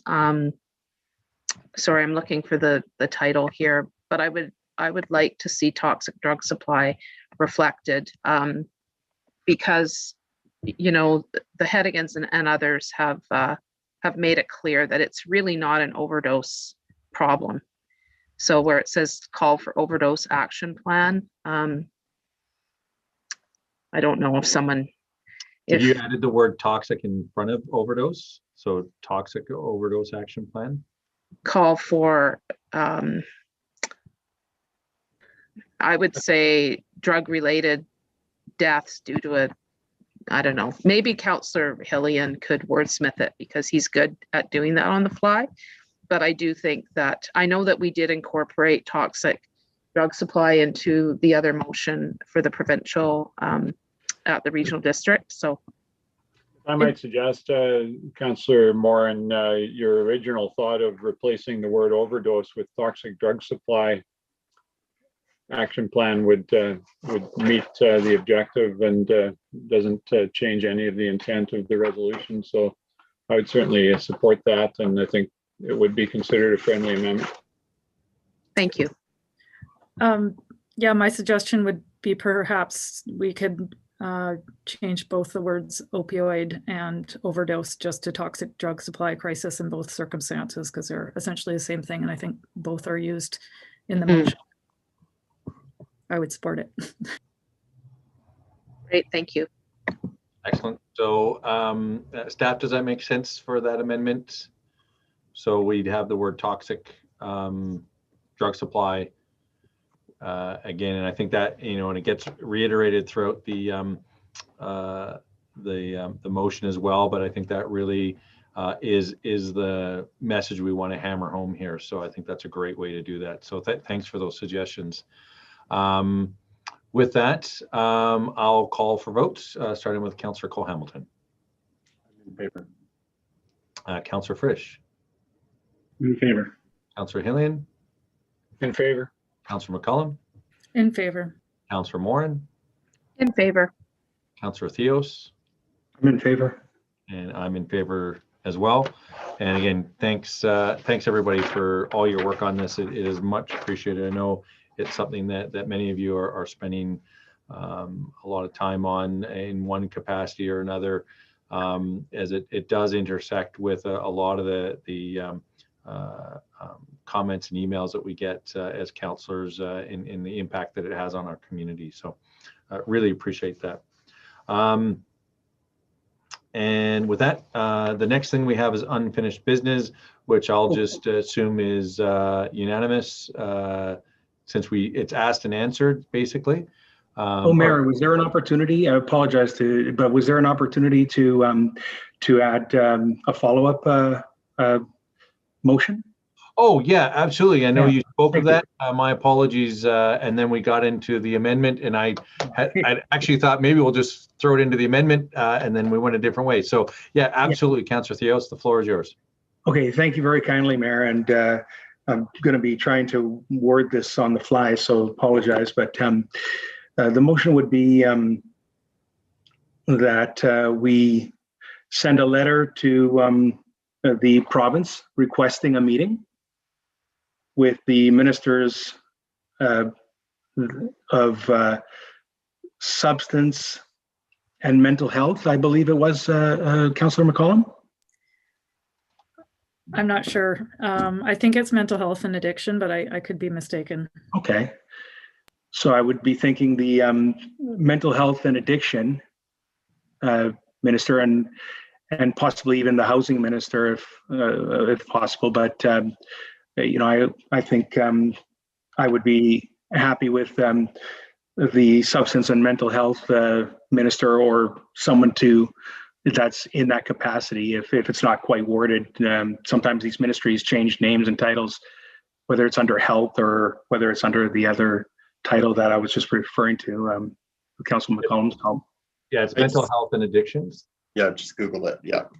Okay. And possibly even the ministry or minister of municipalities, Josie Osborne, I think might be as well. That would be great. Thank you, Mayor, for adding that. And of course, it would be through Zoom or whatever other form, but you know, that might make it easier for them to meet with us and have a good, solid discussion about how our community is being affected firsthand and the challenges that we're facing and the people in our community are facing. I'll second that if that's. Thank you. If that works. And I'll look to Mr. Rich. Did that all make good sense? It's fairly clear. So basically sending that request off. And I know we say letter, but that might just be an email or whatever to get the ball rolling or whatever. So excellent. Any questions or comments, Councillor McCollum? Yeah, I don't know how much detail we're going to go into in the request, but I would certainly point out that currently the only safe supply sources that I know of are pilot projects in the downtown east side. And obviously the toxic drug supply impacts communities outside of Vancouver. And I think that would be a really important agenda item for the meeting is what pressure we can put on the province to start expanding those programs outside of downtown Vancouver. Yeah, great point. Excellent. And it may be worthwhile to include a copy of the motion that we just passed as well, as a bit of, I mean, it's not necessarily a briefing note, but if we, I'm a bit cautious about putting a briefing note together on this, but it may also be useful, especially when we're speaking to the province. Did you have a follow-up, Councillor McCollum? Okay, Councillor Hillian. Thanks, Mayor. Just to support staff in this, I'm sure they will come up with a letter that reflects Council's concern. And I think essentially what the motion is asking is for an opportunity to discuss our concern regarding the toxic drug supply as reflected in the last resolution. I would particularly recommend the Ministry of Health, along with the Ministry of Substance Abuse and Addictions. I would point out that the Substance Abuse and Mental Health Ministry really doesn't have much in the way of staff or budget. And despite the good intentions, it really is the Ministry of Health that is primarily responsible for the dollars that would be required and the policy that would be required to move this issue forward. Thanks. Thanks so much, Councillor Hillian, for your feedback on that. It's much appreciated. And again, this is something that I've heard multiple medical health officers, provincial health officers speak about for many, many years. So, you know, I think it is just trying to put on that pressure now and see what we can do to get the action. Thanks for everybody's feedback. It sounds like we got something kind of put together. So I'll poll council, starting with Councillor Cole-Hamilton. In favor. Councillor Frisch. I'm in favor. Councillor Hillian. In favor. Councillor McCollum. In favor. Councillor Morin. In favor. And Councillor Theos. In favor. And I'm in favor as well. Thanks so much for that. Thanks for bringing that forward, Councillor Theos and Councillor McCollum and Morin and Hillian and Cole-Hamilton and Frisch. I really appreciate the conversation as we try to move these issues forward. Again, the 9.1 letter, I believe, is asked and answered, so I'll just assume that's unanimously received, unless somebody has something they want to add to that.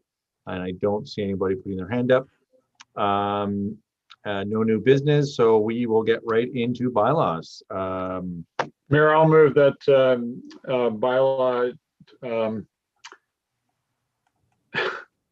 2021 to 2025 Consolidated Financial Plan bylaw number 302, a bylaw to adopt the consolidated 5-year financial plan, pass first, second, and third reading. Second. Thank you for that. We've had a great discussion on that. I don't see any hands up, so I'll poll council again, starting with Councillor Cole-Hamilton. In favor. Councillor Frisch. In favor. Councillor Hillian. In favor. Councillor McCollum. In favor. Councillor Morin. In favor. And Councillor Theos. I'm in favor. Excellent. So moving on for final adoption. I'll move that zoning amendment bylaw number 2977 2020 for 2355 Mansfield Drive, which is a bylaw to rezone property from commercial 2 to comprehensive development zone 28, be finally adopted. Second. Excellent. And I don't see any questions or comments. Seeing none, I'll poll council again, starting with Councillor Cole-Hamilton. In favor. Councillor Frisch. In favor. Councillor Hillian. In favor. Councillor McCollum. In favor. Councillor Morin. In favor. And Councillor Theos. I'm in favor. And I'm in favor as well.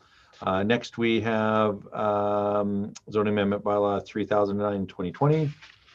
I can move this one, Mayor. I'll move that zoning amendment bylaw number 3009 2020 at 1550 Willamar Avenue, a bylaw to amend zoning bylaw number 2500 2007 to rezone property from residential 2 zone to a newly proposed residential E zone, R-1E, and amend the schedule number 8 zoning map to facilitate compact infill development. 1550 Willamar Avenue be finally adopted. Second. Excellent. And I don't see any questions or comments regarding this one. So again, I'll poll council, starting with Councillor Cole-Hamilton. In favor. And Councillor Frisch. In favor. Councillor Hillian. In favor. Councillor McCollum. In favor. Councillor Morin. Sorry, looking for the mute. In favor. It's the last one. So and Councillor Theos. Maybe he stole your mute button. Yeah, I know I've been struggling with the mute button all day. In favor also. Thank you. Excellent. I'm in favor too. So that's unanimous. Thanks very much. Only one thing left on the agenda. Adjournment. Second. Excellent. Anybody opposed? Seeing none.